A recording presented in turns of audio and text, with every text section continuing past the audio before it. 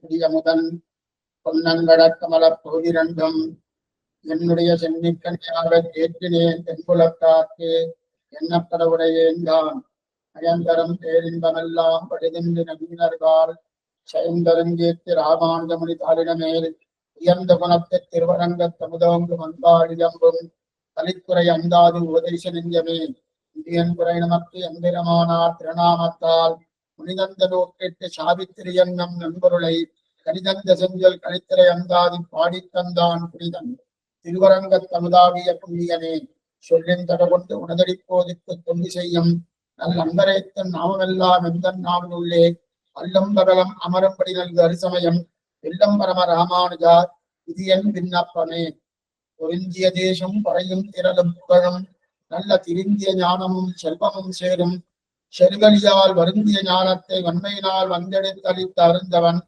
எங்களி ராமானுஜனை அடைபவர்க்கே. இந்த பாசுரமானது ராமானுஜ நூற்றாண்டாதிலே 32ஆம் பாசுரம். ராமானுஜரை அடைபவர்களுக்கு என்னென்ன கிடைக்கிறது? தேசு கிடைக்கிறது, திரள் கிடைக்கிறது, புகழ் கிடைக்கிறது, நல்ல திருந்திய ஞானம் கிடைக்கிறது, கடைசியாக செல்வம் கிடைக்கிறது என்று தெரிவிக்கிறார் திருவரங்கத்தினார்.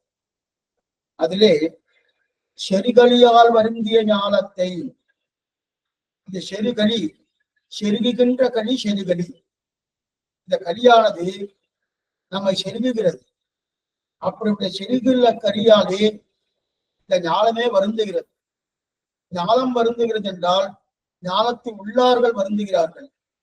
இப்ப ஞானத்தின் உள்ளார்கள் வருந்துகிறார்களோ அந்த வருத்தத்தை தீர்ப்பதற்காக சுவாமி ராமானுஜன் வன்மையினால் வந்தெடுத்தளித்து அருந்தவன் தன்னுடைய ஔதாரியத்தாலே, தன்னுடைய காருண்யத்தாலே, தன்னுடைய நிருகேத்வ கட்டாட்சத்தாலே அதை நமக்கெல்லாம் உபதேசம் பண்ணி அந்த உபதேசத்தாலே நம்மை திருத்தி பணிகொண்டார் அப்படின்னு தெரிவிக்கிறது இந்த பாசுரம். அதிலே வன்மையினால் வந்தெடுத்தளித்த அருந்தவன், அருந்தவம், தவம்னா ஞாசம் என்கிற தபஸ். அந்த தபஸாலே நம்மை திருத்தினார், அதனாலே நமக்கு உபதேசம் பண்ணார். தபஸ்னா என்னது? ஏதோ யாகம் பண்றதோ யஜ்ஞம் பண்றதோ நிறைய நெய்யெல்லாம் விடுறதோ அந்த தபஸுங்க சொல்றார். தபஸுக்களிலே சிறந்த தபஸ் எதுவென்றால் ஞாசம் என்று சொல்லக்கூடிய சரணாகதி பிரபக்தி, அதுதான் சிறந்த தபஸ். அந்த சிறந்த தபஸை நமக்கு உபதேசம் பண்ணினார். ஆனால் அந்த தபஸை சொல்லும் போது அருந்தவம் எடுத்துக்க. அருந்தவம்னா அருமைனா ரொம்ப சிரமமா. ஏன்னா சரணாகதி என்பது சாமான்யமா சமம்னு சொல்ல முடியுமானா சமம்னு சொல்ல முடியாது. ஆனா இந்த இடத்துல அருந்தவம் என்கிற சப்தத்தை சுவாமி திருவரங்கத்தமிழ் அனுகிரகம் பண்ணியிருக்கார்.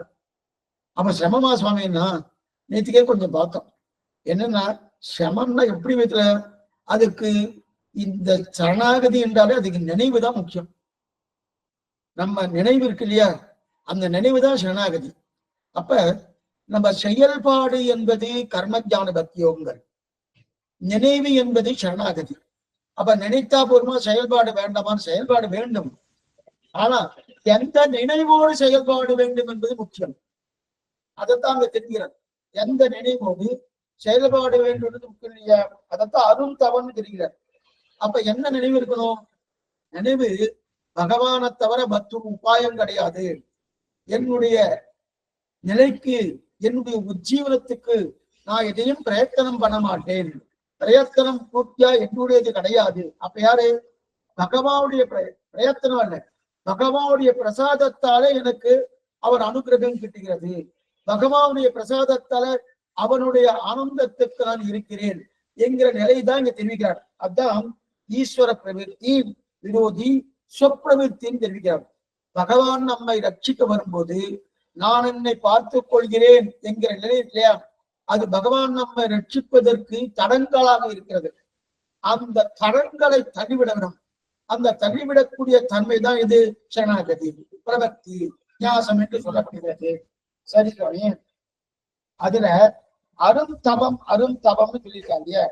அந்த அருந்தவம்னா என்னது? ரொம்ப சிரமம், ரொம்ப சிரமம்னா. ஆமா, ஏன்னா சாமான்யமா என்ன சொல்லுவா, இல்ல சுவாமி, நாம நினைவால பண்றதுன்னா ரொம்ப சுலபம், செயலால பண்றதுன்னா ரொம்ப சிரமம் அப்படின்னு தானே சொல்லிட்டு இருப்போம். இங்க அப்படி இல்லை, இந்த நினைவு வர்றது ரொம்ப கஷ்டம்.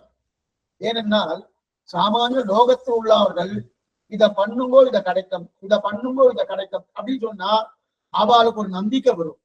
நம்பிக்கை வந்துட்டுன்னா கோயில் பிரதட்சணம் பண்ணுங்கோ, உனக்கு இந்த மாதிரி உத்தியோகம் கிடைக்கும், கோயில் நல்லா பிரதட்சணம் பண்ணுங்கோ, பரீட்சையில பாஸ் பண்ணி வேணும்னா ஒரு நம்பிக்கை வருது. நீங்க பேசாம இருக்கோ, நீங்க பாஸ் பண்ணி வேணும்னா நம்பிக்கை வராது. அந்த நிலைதான் சரணாகதி. ஏன்னா இதுல இருக்கக்கூடிய தன்மை என்ன தெரியுமா? ஒண்ணுமில்ல சுவாமி, அதை பண்ணும்படியான அவர் தன்மையை பூர்வமா பண்ணிட்டே இருக்கணும். ஆனா அந்த நினைவை விட்டுட்டு பண்ணணும். அந்த மாதிரி நான் பண்ணினேன் அதனால கிடைச்சது. லோகத்துல இந்த மாதிரிதான் இருக்கா. சாமானியமா லோகத்துல ஒரு நன்மை நடந்ததுன்னா நான் பண்ணபடியா நன்மை நடந்ததுன்னு சொல்லுவா. அதே ஒரு தீமை நடந்ததுன்னா எனக்கு அது சம்பந்தமே இல்லையே அப்படின்னு சொல்லுவா. இதுதான் லோகத்துல இருக்கக்கூடிய வழக்கம். ஆனா இந்த இடத்துல என்ன பண்றான்னா, நாம எதையுமே பண்ண வேண்டான்றதுல அது ரொம்ப சிரமம், அவ்வளவு சுலபம்னு சொல்ல முடியாது. அதனால்தான் அருந்தவம்னு எடுத்திருக்காரு. அந்த அருந்தவம். சரி சுவாமி, அப்படி இருக்க செய்து இது இவர் இப்படி இருக்கார். சரி சுவாமி, இதை எங்க தெரிவித்திருக்கார்? கஜத்திரத்திலே பூர்ணமா தெரிவித்துக் கொண்டிருக்கார். அது மட்டும் இல்ல, தானே அனுஷ்டானமும் பண்ணியிருக்கார். இதை இத்தனையும் பண்ணியிருக்கார். ஆனா இந்த இடத்துல என்னன்னா, சொப்பிரயத்தத்தை விட்டுட்டு ஈஸ்வர பிரவர்த்தனம் ஏற்படணுமோனோ இது துர்லபம்னு சொன்னார். இருந்தாலும் இவன் சுவாதந்திரியத்தை, இவனுடைய சுவாதந்திரியத்தாலே தன்னதுன்னு நினைச்சிருந்தாலும் அது காரியம் ஆகாது. அதைத்தான் இந்த அருந்தவன் தெரிகிறார். சரி, இதுக்கு மேல இன்னொன்னு விஷயம் என்னன்னா, பகவான் பார்த்து எம்பெருமானுக்கு பிரார்த்திக்கிறார். நமக்கும் நம்முடைய சம்பந்தியார் உள்ளவர்களுக்கும் மோட்சானந்தத்தை கொடுக்க வேண்டும் அப்படின்னு பிரார்த்திக்கிறார். பிரார்த்திக்க அப்ப என்ன பண்ணினேன்? சரணாகதி பண்ணினேன். சரணாகதி பண்ணணுமா? ஏன் சுவாமி, இதுக்கு முன்னாடி நீ என்ன பண்ணியிருந்தேன் அப்படின்னு பெருமாள் கேட்பதாக வைத்துக் கொண்டு வியாக்கியானம். பெருமாள் கேட்பதாக வைத்துக் கொண்டு வியாக்கியானம். அதாவது பிரபத்யோஞ்ச நான் கல்பக்கோடி சகஸ்நானவி நமஸ்தீவாதி வானரகா என்று தம்மாலே நிஷ்கரிக்கப்பட்ட சரணாகதி ரூப தபஸை உடையராய் பகவான் சொல்லும்படியான ஒரு தமிழே அமைக்கப்பட்டிருக்கிறது இந்த வியாக்கியானம். பகவான் ராமானுஜரை பார்த்து கேட்கிறார். என்ன கேட்கிறாருன்னா, ராமானுஜர் இந்த தடவை நீ சரணாகதி பண்ணிருக்க வாஸ்தவம் தான், இதுக்கு முன்னாடி இந்த மாதிரி தெரியலையே, இதுக்கு முன்னாடி இந்த மாதிரி பண்ணிருக்கியா? இல்லையே. அப்படி இருக்க செய்து அப்ப இதையே நல்லா பிரயத்தனப்பட்டா என்ன பண்ணலாம்? இந்த கர்மஜான பக்தியோக்குள்ளே வந்துட்டு இருக்கலாமே அப்படின்னு கேட்கிறார். அந்த நிலை வந்துருமே? இல்ல வரவே வராது. அந்த நிலை அடிகளுக்கு வராது. கல்பகோடி சகஸ்ர காலம் போனாலும் தான் தெரிவிக்கிறார். கல்பகோடி சகஸ்ர காலம் 1000 காலங்கள் போனாலும் இந்த கர்மஞான பக்திகளுக்கு யோக்கியதை எனக்கு ஏற்படுமானா ஏற்படாதுன்னு தெரியும். அப்பனா சுரூப விருத்தம்னு அர்த்தம்.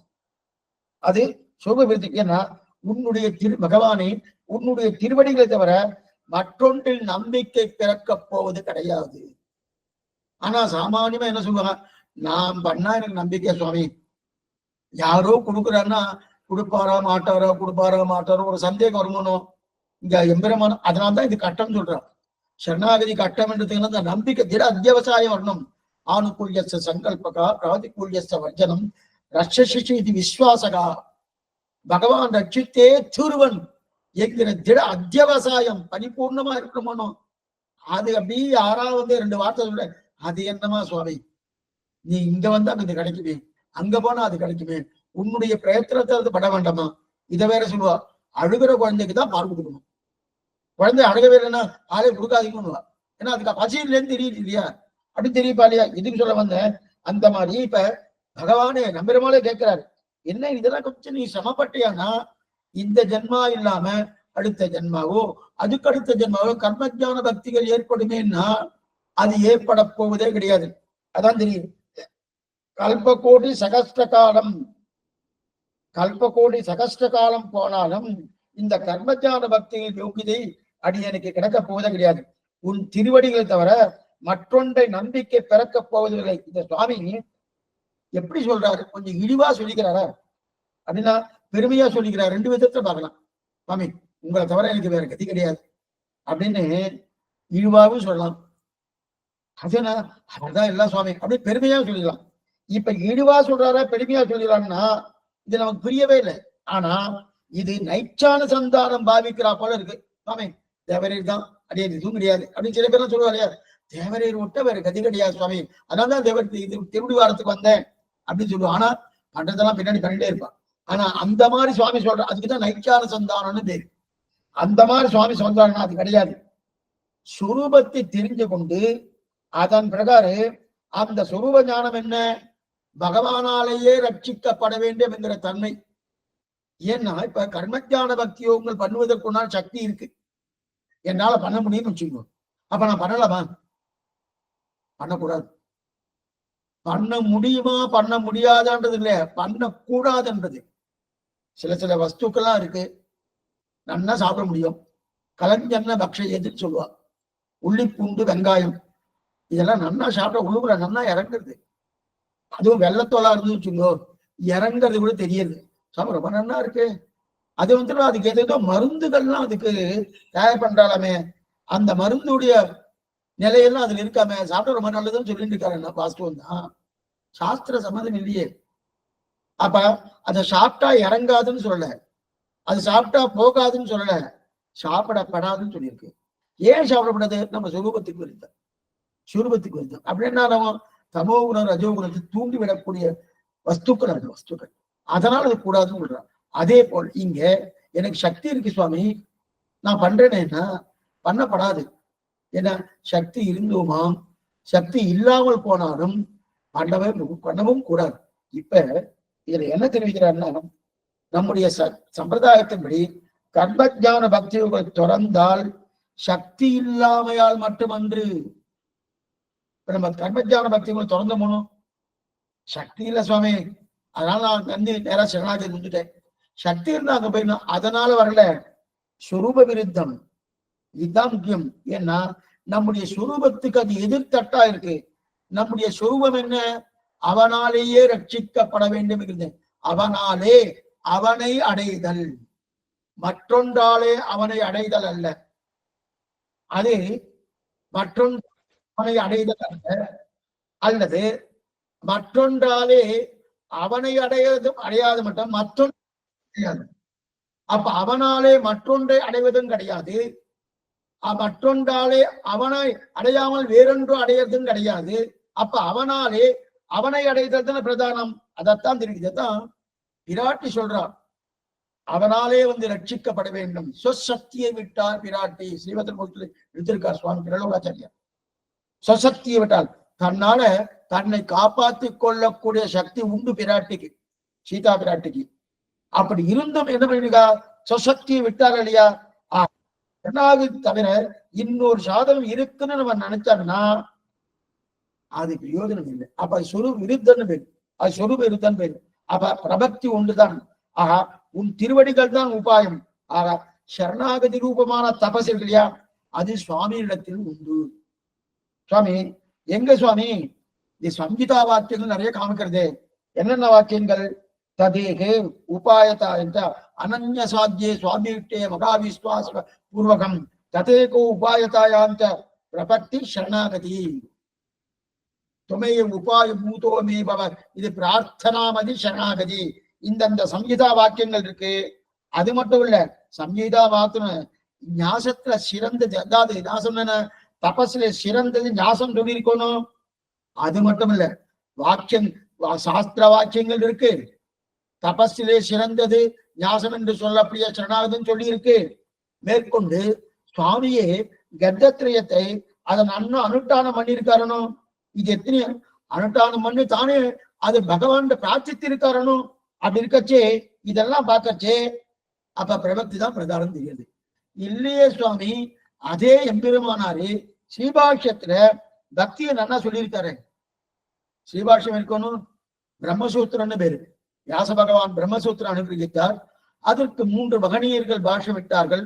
மாத்வர் என்ன, சங்கரர் என்ன, அதே போல சுவாமி ராமானுஜர் என்ன, இவ 3 பேரும் அந்தந்த பாஷ்யத்தை அனுகிரகித்தார் அவர்களுடைய நிலைப்படி. ஆனா அத சுவாமி ஸ்ரீபாஷ்யம் அனுகிரகித்தாரோ அந்த ஸ்ரீபாஷ்யத்துல கர்மஜான பக்தி யோகங்கள் தான் அங்க சொல்லப்பட்டிருக்கே தவிர பிரபக்தி சாஸ்திரம் என்று சொல்லக்கூடிய சரணாகதி சாஸ்திரம் அங்க சொல்லப்படவே இல்லை.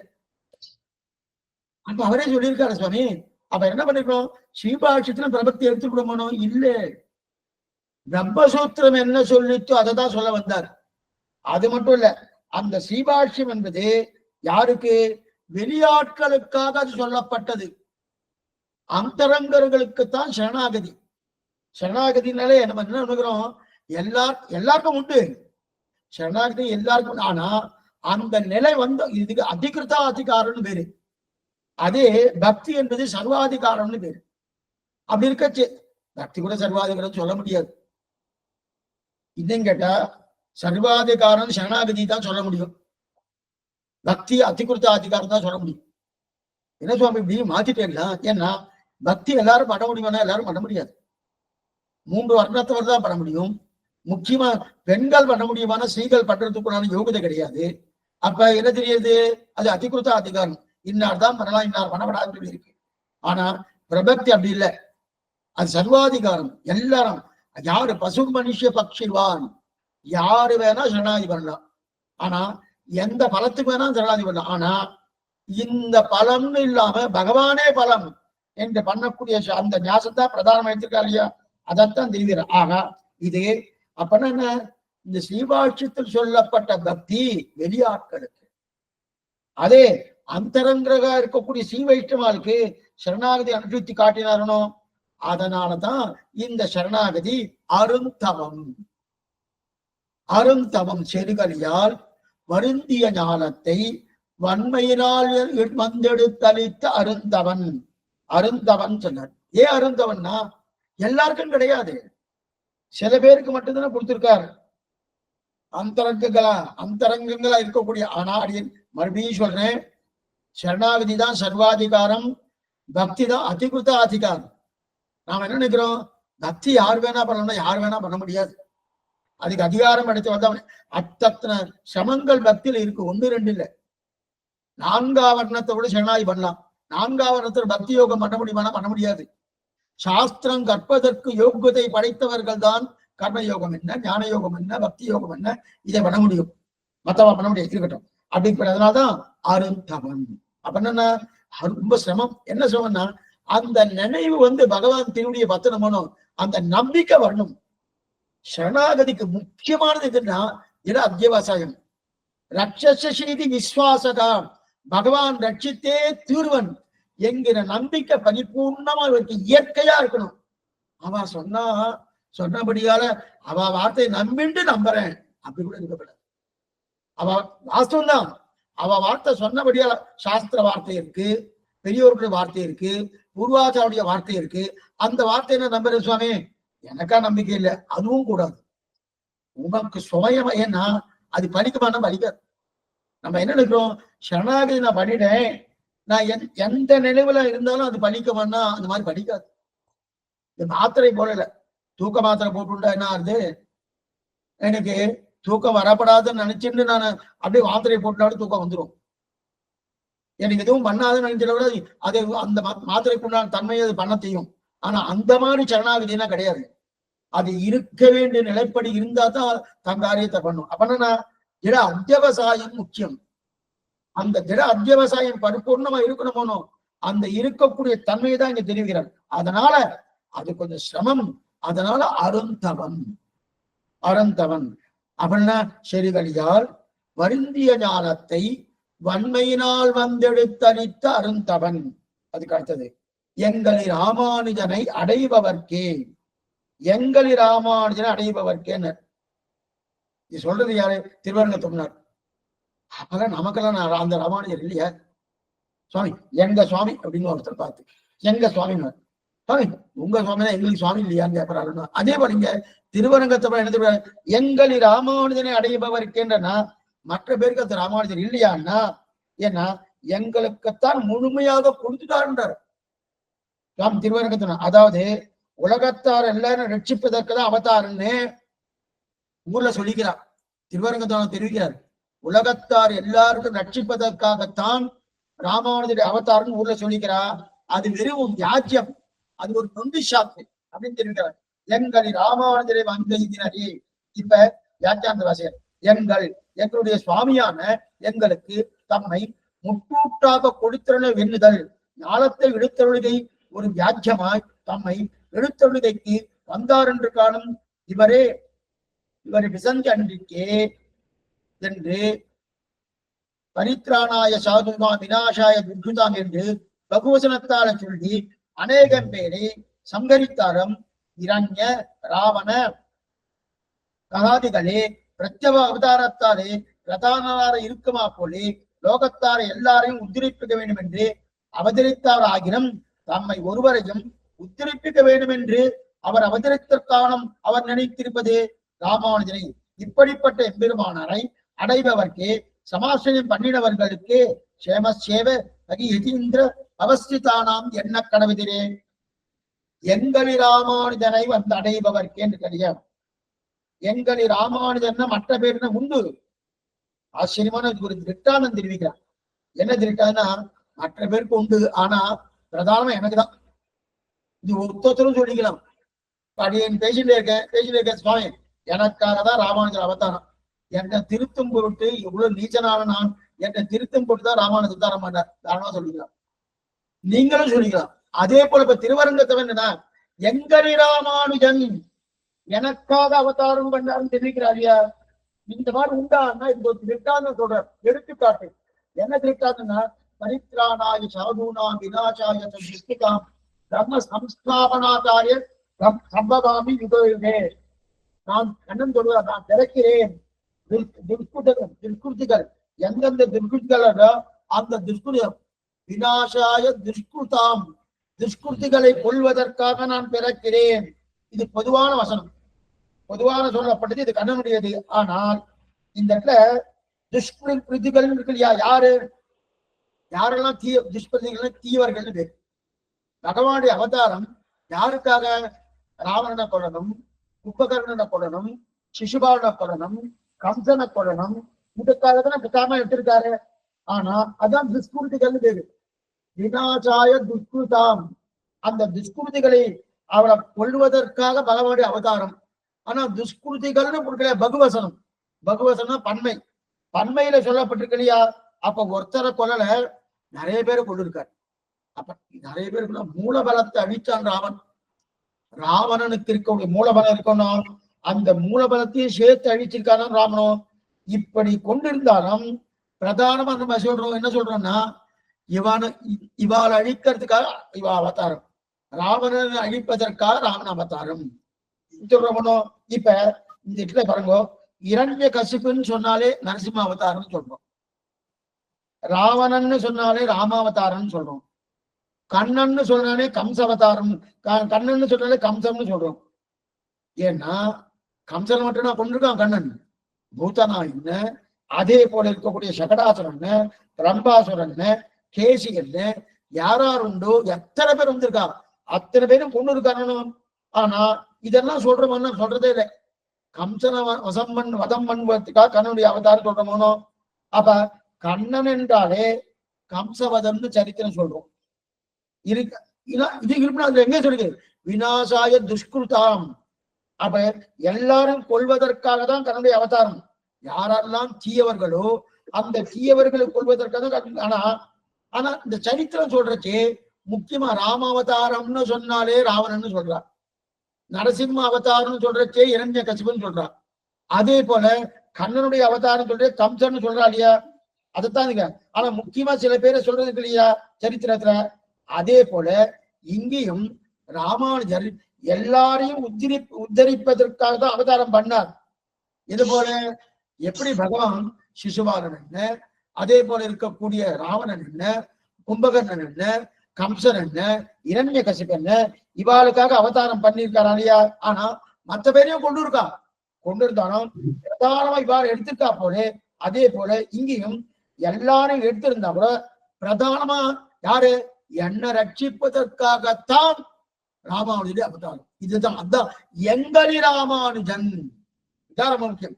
எங்களி ராமானுஜன் சப்தம்னா எங்களி ராமானுஜன் அவ்வளவுதான் சொந்த கொண்டாடுறாரு. ஏன்னா எனக்காக தான் சுவாமியுடைய அவதாரமே. இந்த நீச்சனா இருக்கானே, இவ்வளவு தாழ்ந்தவனா இருக்கானே, தன்னை எவ்வளவு தூரம் தாழ விட்டுக்கிறார்.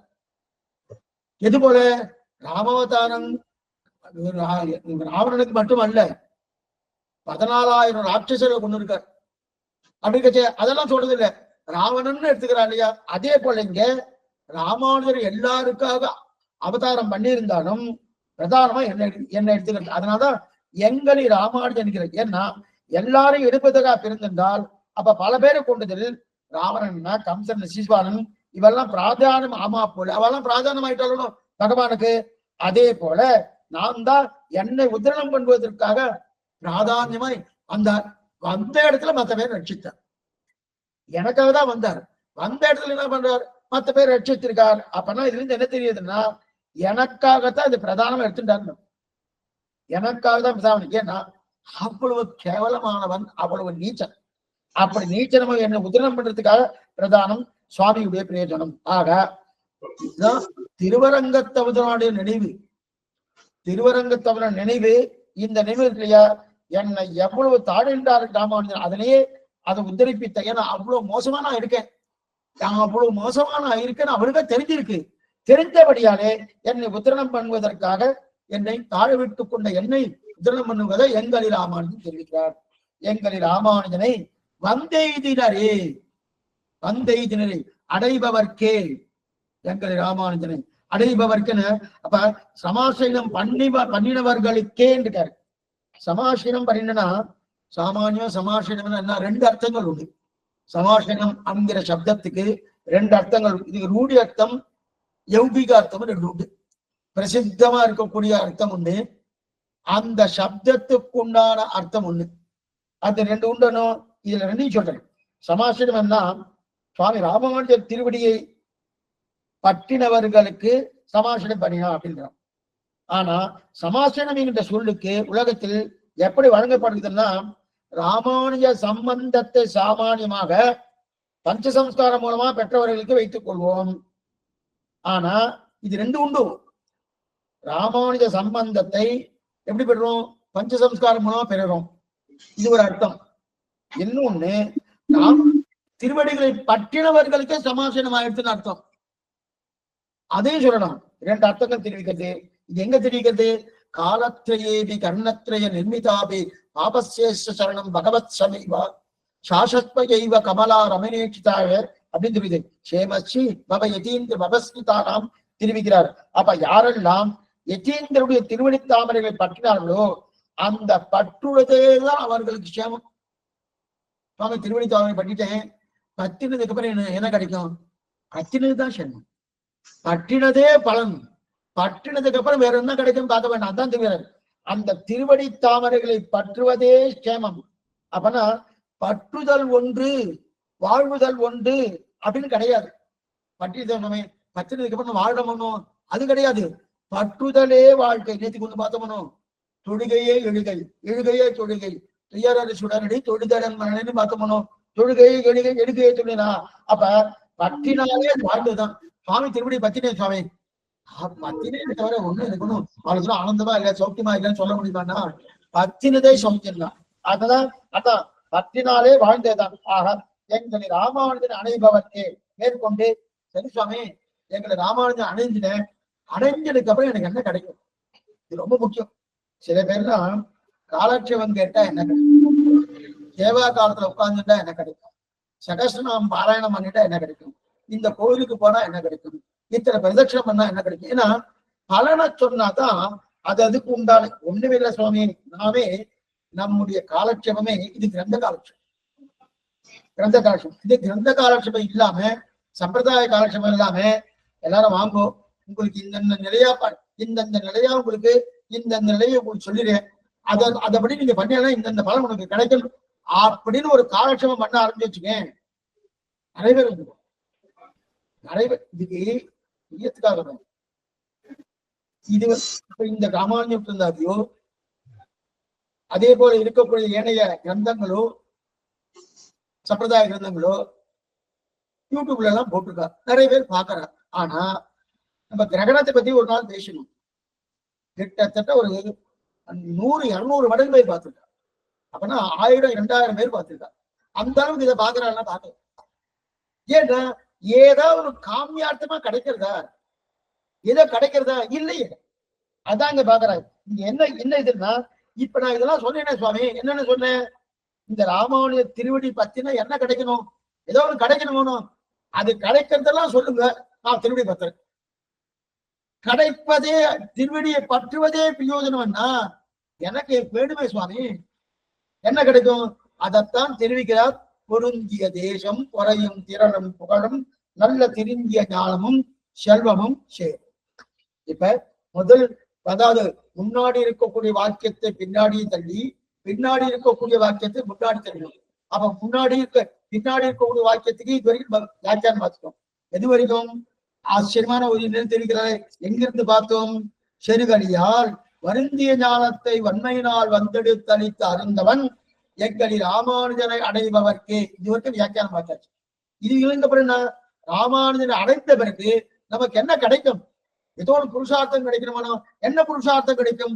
பொருந்திய தேசம் பொறையும் திரளும் புகழும் நல்ல திருந்திய ஞானமும் செல்வமும் சேர்ந்தார்.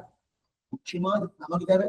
ஏன்னா என்ன சுவாமினா பொருந்திய தேசம், பொருந்திய தேசம், பொருந்திய தேசம். இப்போ வியாக்கியானம் பொருந்திய தேசம் சுரூபத்துக்கு தகுதியான பராபிபவன சாமர்த்தியமும் சரஸ்வதி பண்டாரத்தில் இருந்த மாயாவாதிகளையும் திருநாராயணபுரத்தில் இருந்த பௌத்தரையும் யாதவ பிரகாசன் யஜ்ஞமூர்த்தி தொடக்கமானவரையும் பிரசங்க முகத்தாலே அபிபவத்தருடைய மதிப்புக்கு கோடியான மதிப்பென்றபடி பொருந்துதல் சேருதல். அதாவது சுரூபானுரூபத்துவம் தேசி மதிப்பு குறையும் அத்தனை அத்தனை யசூனங்கள் வந்து மேல் விழுந்தாலும் அனவசாதன அச்சங்களுக்காய் விபதைமிய தர்பேஷமா என்னும்படியான சமாகுணமும். அப்ப பொருந்திய தேசி, பொருந்திய தேசி, பொருந்திய தேசம் என்ன சுவாமி? நல்ல பொருந்தி இருக்கக்கூடிய தேசி அப்படி நல்ல மதிப்பு. மதிப்பு என்னன்னா, இதுக்கு ஆழ்வார்த்தினர் சுவாமி ராமகிருஷ்ண சுவாமி ஆசியமா தெரிவிக்கிறார். என்ன மதிப்புனா, சீவைஷ்டவன் ஒருத்தடத்திலே கையேந்த மாட்டானாம். இதான் மதிப்பு. சீவைஷ்டவாங்க யார்கிட்டையும் கையேந்த மாட்டாளாம். அப்பனா என்ன சுவாமி? அவன் மத்தவாறு கொடுக்குறான், தான் கையேந்த மாட்டான். கையேந்த மாட்டான், யார்கிட்டையும் கையேந்த மாட்டான், ஒருத்தட்டையும் கையேந்த மாட்டான். இவன் மத்தவாறு கொடுப்பானாம். அப்பனா ஸ்ரீவைஷ்டவாரெல்லாம் பணக்காரலாம் இருக்குமா சுவாமி அப்படின்னா அது அர்த்தம் இல்லை. அர்த்தம் இல்லை. எந்த சுவாமிகிட்டையும் போய் எனக்கு இது கொடுக்குறியா, எனக்கு அது கொடுக்குறியா, வீடு கொடுக்குறியா, வாசல் கொடுக்குறியா, சொத்து கொடுக்குறியா, சுகம் கொடுக்குறியா அப்படின்னு கேட்பாருன்னா கேட்க மாட்டான். இவா கொடுத்துட்டு வருவானா. இவா என்ன கொடுப்பா? உபதேசத்தை கொடுப்பா. அதே போல சாஸ்திர வாக்கியத்தை கொடுப்பா. அது உபதேசம் கொடுப்பா. இது எது வரைக்கும் வந்துருக்குன்னா பகவான்டே போய் இதையும் கேட்க மாட்டாராம். அதான் முக்கியம்.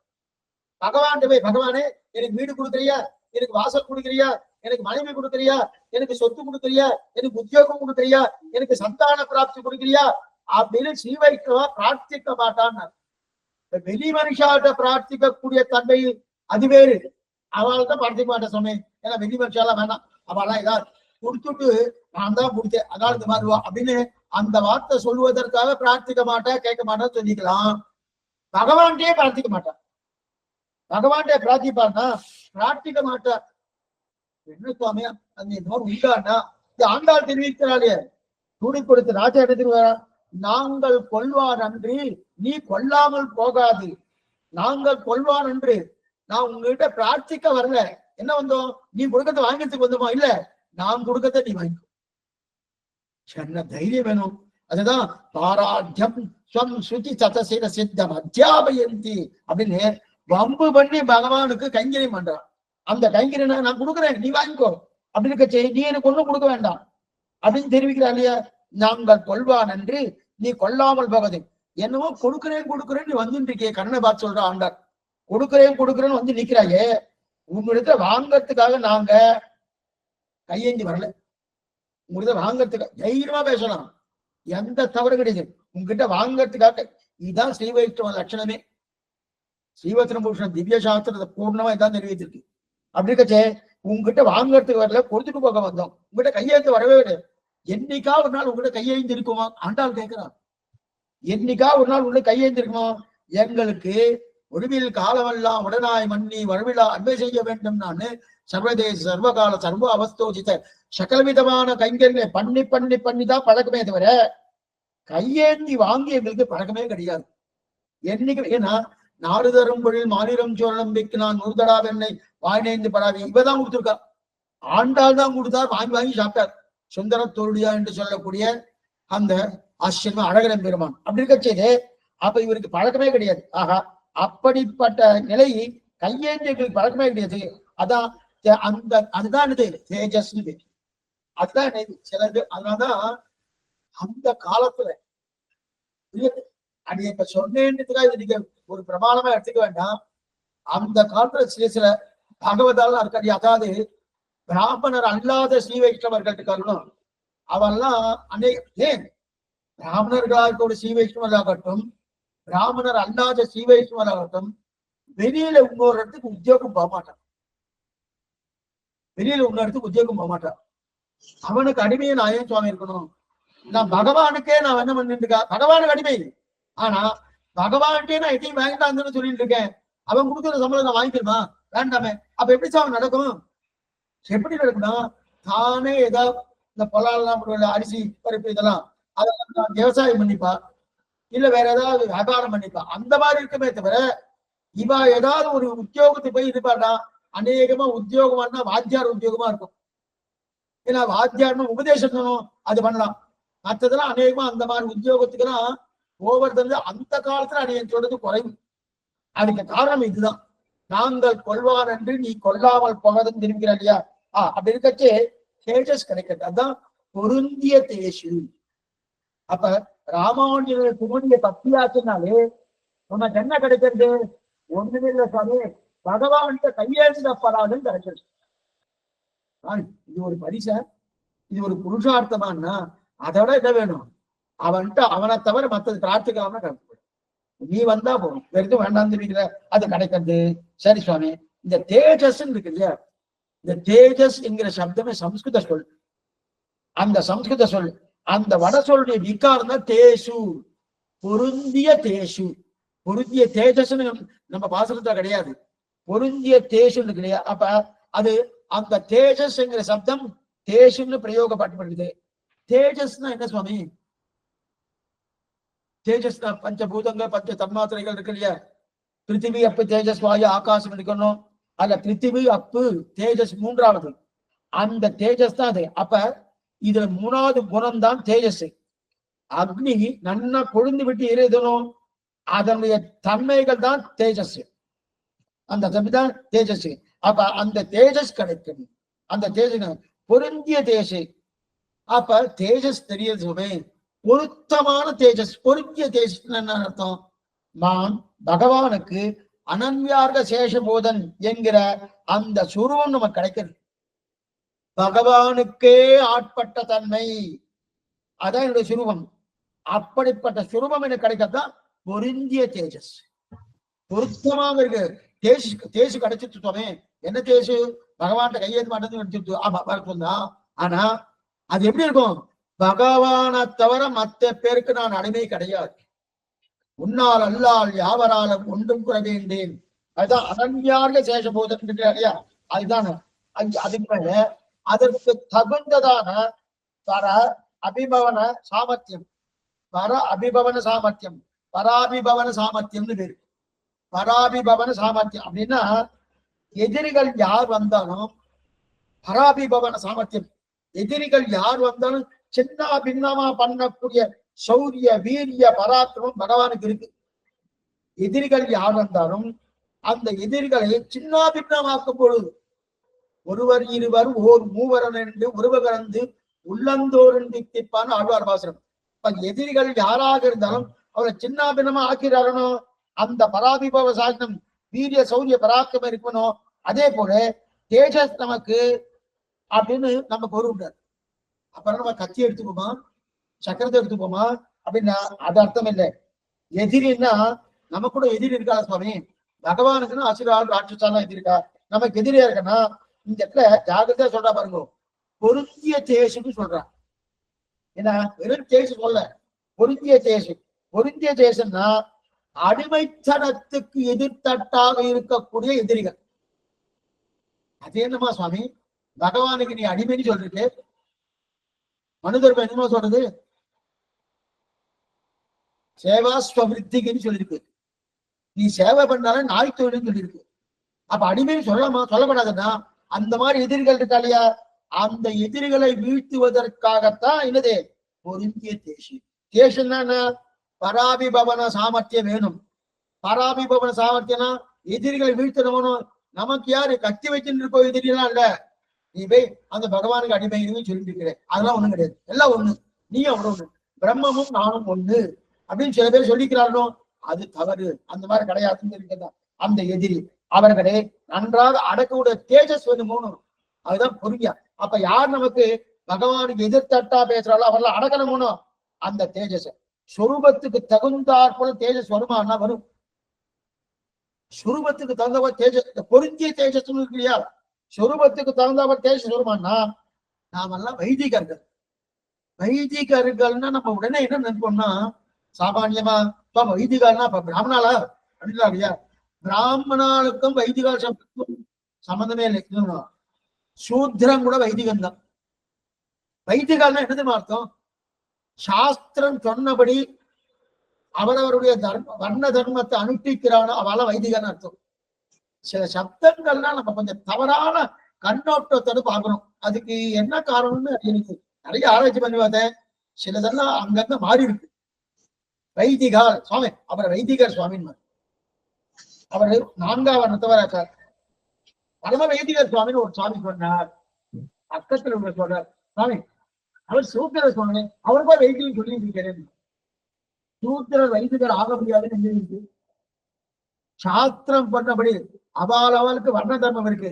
நாம் பிராமணனா, பிராமணனுக்கு உண்டான வர்ண தர்மம் பண்ணணும். சத்திரியனா, சத்திரியனுக்கு உண்டான வர்ண தர்மம் பண்ணணும்.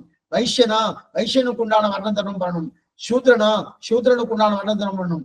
அப்படிப்பட்ட வர்ண தர்மங்கள் அவரவர்களுடைய வண்ணத்துக்கு தங்காப்புறம் அந்த தர்மத்தை அனுஷ்டித்தார்கள். ஆனால் அவர்கள் அத்தனை பேரும் வைதிகர்கள். நல்லா படிச்சுக்கோ, அதான் தெரியுது.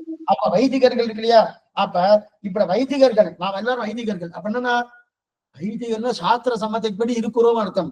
அந்த வைதிகர் இல்லையா, அப்ப அந்த வைதிகராக வேதத்தை சொல்லப்பட்ட கருத்துக்கள் என்ன, அந்த வேத வாக்கியர்கள் என்ன, வேத குதிருஷ்டிகள் என்ன. வேதத்தை ஒத்துக்கொள்ளாம சில பேர் இருக்காங்க, அவர்கள் வாக்கியர்கள் பேரு. வேதத்தை ஒத்துக்கொண்டு தப்பாக அர்த்தம் சொல்றாங்க, அவர்கள் குதிர்ச்சிகள் பேரு. அவெல்லாம் அடக்கணுமோனோ, அதுக்கு தேஜஸ் வேணுமோனோ, அந்த தேஜஸ் தான் பொருந்திய தேஜஸ். அது கிடைக்கும், அது கிடைக்கும். அப்பனா ராமானுஜனை அடைந்த பின்பு என்ன கிடைக்கிறது, பொருந்திய தேஜஸ் கிடைக்கிறது. ஏன்னா அது மட்டும் இல்ல, யாராவது ஆழ்வாருடைய பாசுரங்களை இல்லைன்னு சொன்னா, ஆழ்வார் பாசுரம் தமிழ் பிரபந்தமாயிடுச்சுன்னு சொன்னா, ஆழ்வார் பாசுரம் ஒரு தாழ்வாக நினைத்தால், ஆழ்வார்களையும் அருளை செயல்களையும் தாழ்வார் நினைப்பவர்கள் தான் கரைகள் வீழ்வார்கள். மணவாளம் அவள் தன் உபதேசமாக தெரிவிக்கிறார். கரைகள் வீழ்வார்கள் என்று நினைத்திருந்தே எப்பொழுதும் நீயவர்பால் சென்றணிக பூசித்திருக்கிறாயா. அப்ப ஆழ்வார் பாசனங்கள்லாம் பிரமாணம் இல்லை. அதே போல அப்படின்னு சொன்னா அவெல்லாம் அடக்கணும் போனோம், அந்த அடக்கத்துக்கு தேஜஸ் வேணுமோனோம், அந்த தேஜஸ் தான் பொருந்திய தேஜஸ். அது எப்படி கிடைக்கிறது, ராமானுஜனை அடைபவருக்கு அடைந்தால் அந்த தேஜஸ் கிடைக்கும். அப்பதான் என்ன அர்த்தம்னா, நாம வெறும காலக்ஷேபம் கேட்டுட்டு மட்டும் இருக்கப்படாது, அது அனுஷ்டானத்தை கொண்டு வரணும். கொண்டு வரணும்னா யாரெல்லாம் எதிர்த்தட்டா பேசுறாலோ அவளுக்கு ராமானுஜருடைய அனுகிரகத்தால் அவருடைய திருவடி பலத்தாலே நம்ம இது கிடையாது, இதானா சொல்லணும், இது கிடையாது, நீ சாஸ்திரம் தெரியாது, இந்த சாஸ்திரம் நீ சொல்றது, அதனால இதுன்னு அவளுக்கு நல்ல உபதேசம் பண்ணி ஆந்தனையும் திருத்தல் பார்க்கணும். அதுதான் பொருந்திய தேஜஸ். அது மட்டும் இல்ல, சில பேர் கோயில்களையே வெய்வா, ஆச்சாரிகளை வெய்வா, இதெல்லாம் நிந்தனம் பண்றானோ, அவெல்லாம் அடக்கிற தேஜஸ் வருமானோ, அதெல்லாம் பொருத்தக்கூடிய தேஜஸ் தான் பொருந்திய தேஜஸ். சரி சுவாமி, பொருந்திய தேஜஸ் பொருந்திய தேஜஸ் பொருந்திக்கலே, அப்ப பொருந்தாத தேஜஸ் இருக்கா? எனக்கு எத்தியா ஒரு சொன்னா அதுக்கு எதிர்த்தட்டா ஒன்று கேட்டுருவான். பொருந்திய தேஜஸ் பொருந்திய தேஜஸ் பொருந்திக்கலே, பொருந்தாத தேஜஸ், ஆமா சொரூபத்துக்கு பொருந்தாத தேஜஸ் இருக்கானா? இருக்கு இருக்கு. ஏன்னா பொருந்தாத தேஜஸ் எப்படின்னா திட்டாங்க, பொருந்திய தேஜஸ்னால என்ன தெரியுது, பொருந்தாத தேஜஸ்னா ஆச்சாரிய அபிமானமே இல்லாம எனக்கு நானே தன்னெஞ்சில் தோத்து நிதேசம் இது சுத்த உபதேச வார்த்தை மூர்க்கராவாறு மனவாளமான் மனிதனா, அதெல்லாம் பொருந்தாத தேஜஸ். சரி, இப்ப எப்படிப்பட்ட திட்டான்னு சொன்னீங்க. சரி சுவாமி, சுவாமி இந்த மாதிரி பொருந்திய தேஜஸை வைத்துக் கொண்டு அவர் ஜெயிச்சிருக்காரா? எம்பெருமானா ஜெயிச்சிருக்காரா? ஏன்னா அவர் ஒரு கத்தியெல்லாம் வச்சுட்டு இருக்காரா, கதையை வச்சுட்டு இருக்காரா, சக்கரத்தாழ்வா வச்சுட்டு இருக்காரா? அதெல்லாம் ஒண்ணும் கிடையாது. அப்பனா இது திட்டா சொல்றான், எங்கெங்கெல்லாம் சுவாமி வென்றார்னு காட்டுறாரு வருவோம், எங்கெங்கெல்லாம் சுவாமி ஜெயிக்கிறார் அதுதான் காட்டுறாரு. எங்கெங்க ஜெயிச்சார் சொல்லிக்கிற வருவோம். சரஸ்வதி பண்டாரத்தில் இருந்த மாயாவாதிகளையும் திருநாராயணபுரத்தில் இருந்த பௌத்தரையும் யாதவ பிரகாசன் யஜ்ஞமூர்த்தி தொடக்கமானவன் பிரசங்க முகத்தாலே அபிபவித்தபடிய மதிப்புக்குரிய போலியான மதிப்பென்றபடி. அப்பன்னா முதல்ல எங்க பண்ணியிருக்கார் சுவாமி, எப்படி காட்டார்? அந்த நிலை தெரிஞ்சாலும் நமக்கு மதிப்பு நன்னா வரும். அத பொருந்திய தேசம்னா ரெண்டு அர்த்தம். சொரூபத்துக்கு அடிமை, தனத்துக்கு பொருந்திய தேசம். பொருந்திய தேசம்னா சொரூபத்துக்கு அடிமை, சொரூபமான அடிமை யாரு? பகவானுக்கு அடிமை, பாகவதாளுக்கு அடிமை, ஆச்சாரியனுக்கு அடிமை. அந்த சொரூபத்துக்கு அடிமையான நிலையிற்கு அது பொருந்திய தேசம் பேரு. ரெண்டாவது, ராமானுஜருக்கு ஒரு தேசம் இருக்கணும், தேஜஸ். அந்த தேஜத்துக்கு பொருந்திய தேசம் நமக்கு இருக்கு. அப்படின்னா அவருடைய தேஜஸ் எது? அபாரமான கல்யாண குணம். அந்த கல்யாண குணத்துக்கு அனுகூலமாக நம்ம இருப்போம். அந்த நாமத்திற்கு தேசி. அப்ப அவருக்கு எவ்வளவு தேஜஸ் இருந்ததோ அந்த அளவுக்கு நமக்கும் தேஜஸ் வரும். சுவாமி உண்டு. சுவாமி ராமானுஜருக்கு எத்தனை தேஜஸ் உண்டோ அதே தேஜஸ் நமக்கு வருவதற்கு வாய்ப்பு உண்டு. ஆனா அந்த தேஜஸ் எப்படி வரும்? சுவாமியின் அனுகிரகத்தாலே வரும். இப்ப சுவாமிக்கு தேஜஸே சொல்ற பார்ப்போம். அதாவது சரஸ்வதி பண்டாரத்திலே அவர்களை எல்லாம் நிரசனம் பண்ணி தான் மூல கிரந்தமாக இருக்கக்கூடிய போதானுவர்த்தி கிரந்தத்தை கையில் எடுத்துட்டார் இல்லையா? இருந்து கிளம்பி போனார். பிரம்மசூத்திரத்துக்கு வியாக்கியானம் பண்ணணும், அதான் ஸ்ரீபாஷ்யம். அந்த வியாக்கியானம் பண்ணணும்னு அதுக்கு போதாயன வித்தி கிரந்தம் இருந்தா தான் பண்ண முடியும், இதெல்லாம் பண்ண முடியாது. அது காஷ்மீரம் சரஸ்வதி பண்டாரத்துல இருந்திருந்தது. அவள்கிட்ட போய் கேட்டா கொடுக்கல. அவள்கிட்ட என்னென்ன வாதம் பண்ணுமோ அந்தந்த வாதம் பண்ணி அவளை ஜெயிச்சுட்டு வாங்கிட்டு வந்து வரணும். அப்ப அது முதல்ல அதான் தேஜஸ், அது பொருந்திய தேஜஸ். அந்த போதாவிரத்துக்கு அந்த கையில கொண்டது பொருந்திய தேஜஸ். இரண்டாவது, திருநாராயணபுரத்திலே 1000 பௌத்தர்கள் ஒரே நேரத்துல கேள்வி கேட்கலாம். இன்னைக்கு நீங்க போய் சேவிக்கலாம். அந்த பெரிய ஏரி இருக்கு, ராமானுஜ ஏரின்னு தெரியும். அந்த ஏரியில சுவாமி பௌத்தர்கள், அன்னைக்கு ஒரே பௌத்தமும் சமண மதமா இருந்தது. அந்த பௌத்தர்கள் 1000 பேர் ஒரே நேரத்துல கேள்வி கேட்பா. அவளுக்கு ஒரே நேரத்துல பதில் சொல்லணும். பகவான் இந்த சுவாமி எம்பெருமான அதிசயமான அவதாரம் தானே. தான் திரைய போட்டு அந்த திரைக்கு பின்னாடி நின்று கொண்டு 1000 பேருடைய கேள்விகளுக்கும் 1000 விதமான பதில்களை சொல்லி தெரிந்தாரியா? அது திருநாராயணன். அதுவும் ஏக காலத்துல சொன்னார். ஏக காலத்துல வாதிட்டார் இல்லையா? அந்த சரித்திரம் பொருந்திய தேஜம். அதுக்கு மேல யஜ்ஞமூர்த்தி 18 நாள் வாதப்போம். யஜ்ஞமூர்த்தி தான் அருளாள பெருமாள் எம்பெருமானன்னு சொல்லிட்டு போனோம். அவர் அத்வைத்தியா யஜ்ஞமூர்த்தியா இருந்தார். இதெல்லாம் மேல வரப்போறது. மேல வரைச்சு நம்ம பார்க்கலாம் இந்த சரித்திரம் என்னன்னு. அந்த அருளாள எம்பெருமாள் யஜ்ஞமூர்த்தியா இருக்கச்சு 17 நாள் வாதப்பொருள் பண்ணார். அந்த நிலையிலே சுவாமியே ஒரு சந்தேகம் வந்துவிட்டோம், நாம தோத்து போடுவோம்னு ஒரு சந்தேகம் வந்துவிட்டோம். அந்த அளவு இருக்கச்சு தேவ பெருமாவுடைய அனுகிரகத்தாலே ஆளவந்தாருடைய கட்டாட்சத்தாலே ஜெயிச்சாரு. 18 நாள் வாதப்பொருள் பண்ணாருனோ அது பொருந்திய தேசம். அதுக்கப்புறம் யாதவ பிரகாசன், முதல்ல யாதவ பிரகாசன் தான் சுவாமி ஆச்சாரியா கொண்டார். அப்படிதான் பாடம் படிச்சார்.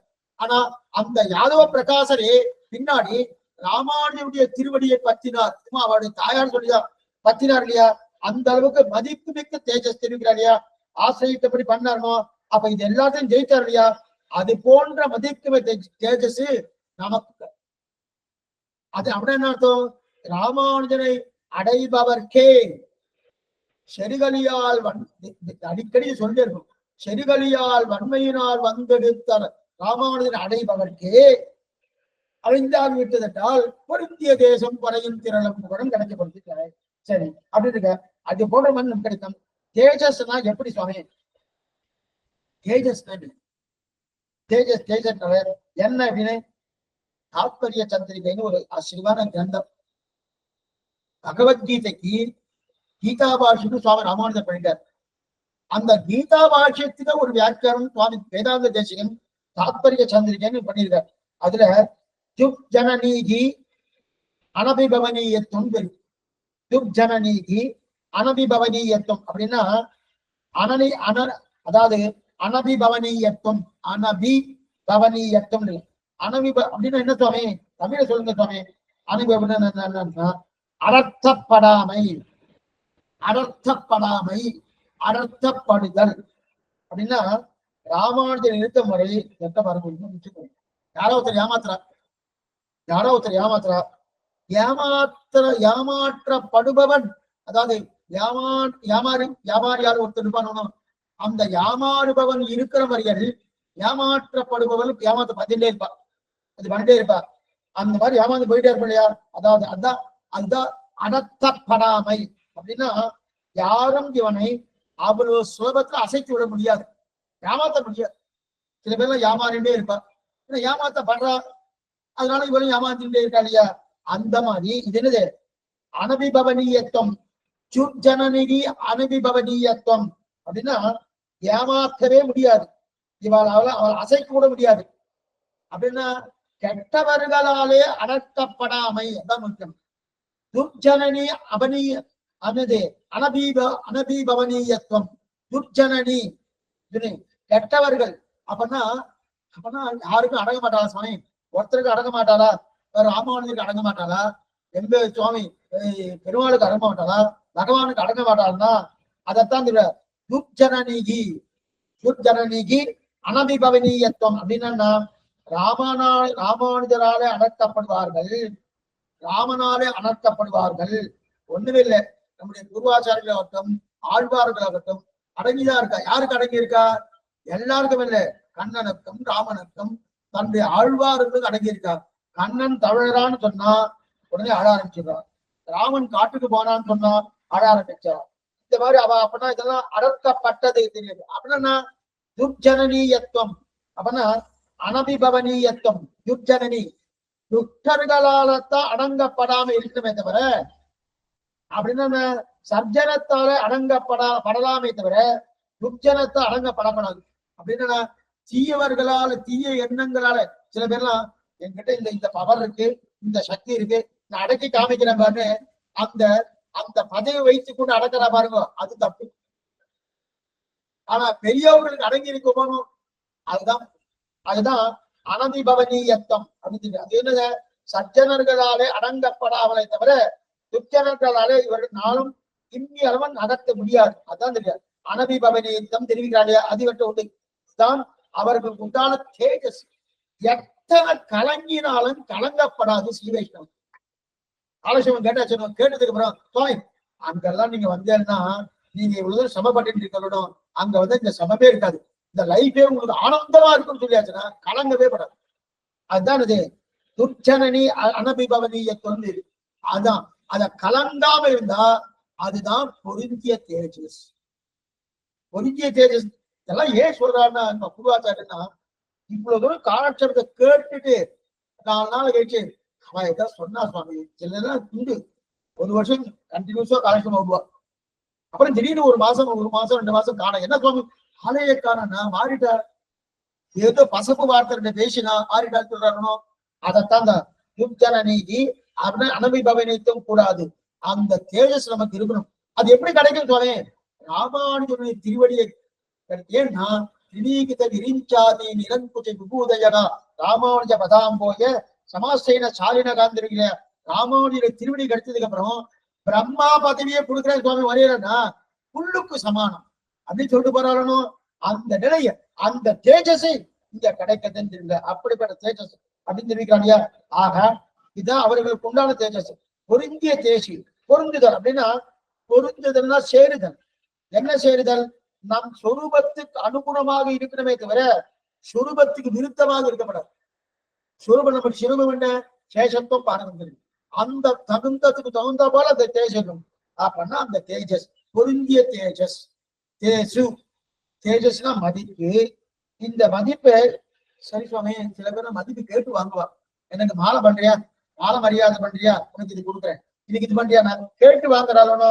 அதெல்லாம் கூடாது, அதெல்லாம் தானா கிடைக்கும். மதிப்பு எல்லாமே ஒருத்தர் கேட்டு வாங்கப்படுது. எந்த மதிப்பும் சரி, இன்னார் பெரிய சுவாமி சுவாமி அப்படின்னு இவரே அட்வர்டைஸ்மெண்ட் பண்ணிட்டு நான் தான் பெரிய பண்ணி சொல்லிட்டு பிரயோஜனமே. ஆனா அந்த மதிப்பு தானா கிடைக்கணுமானோ அந்த மதிப்பு ஒண்ணுதான் அதை அகங்கரித்து சுதந்திர மதிப்பு கூடாது. சரி, அந்த மதிப்பு வந்துட்டு நான் தான் விட்டுவார் என்ன மாதிரி யாரு இருக்காங்க அப்படின்னு அந்த அகங்காரம் வருமானா அந்த அகங்காரம் கூடாது. அகங்காரம் இருந்ததுன்னா தேஜஸ் போயிடும், அந்த அகங்காரம் கூடாது. அதனால்தான் சொரூபானுரூபமான மதிப்பு, சொரூபத்துக்கு ஏற்ற மதிப்பு. அப்படின்னா சேஷத்துக்கு அனுகுணமான மதிப்பு, சேஷத்துக்கு அனுகுணமான மதிப்பு அப்படின்னு தெரிவிக்கிறா. சொரூபானுரூபமான மதிப்பு சேஷத்துக்கு அனுகுணமான மதிப்புன்னு தெரிவிக்கிறார் இல்லையா. அடுத்து பொருந்திய தேசம் குறையும்.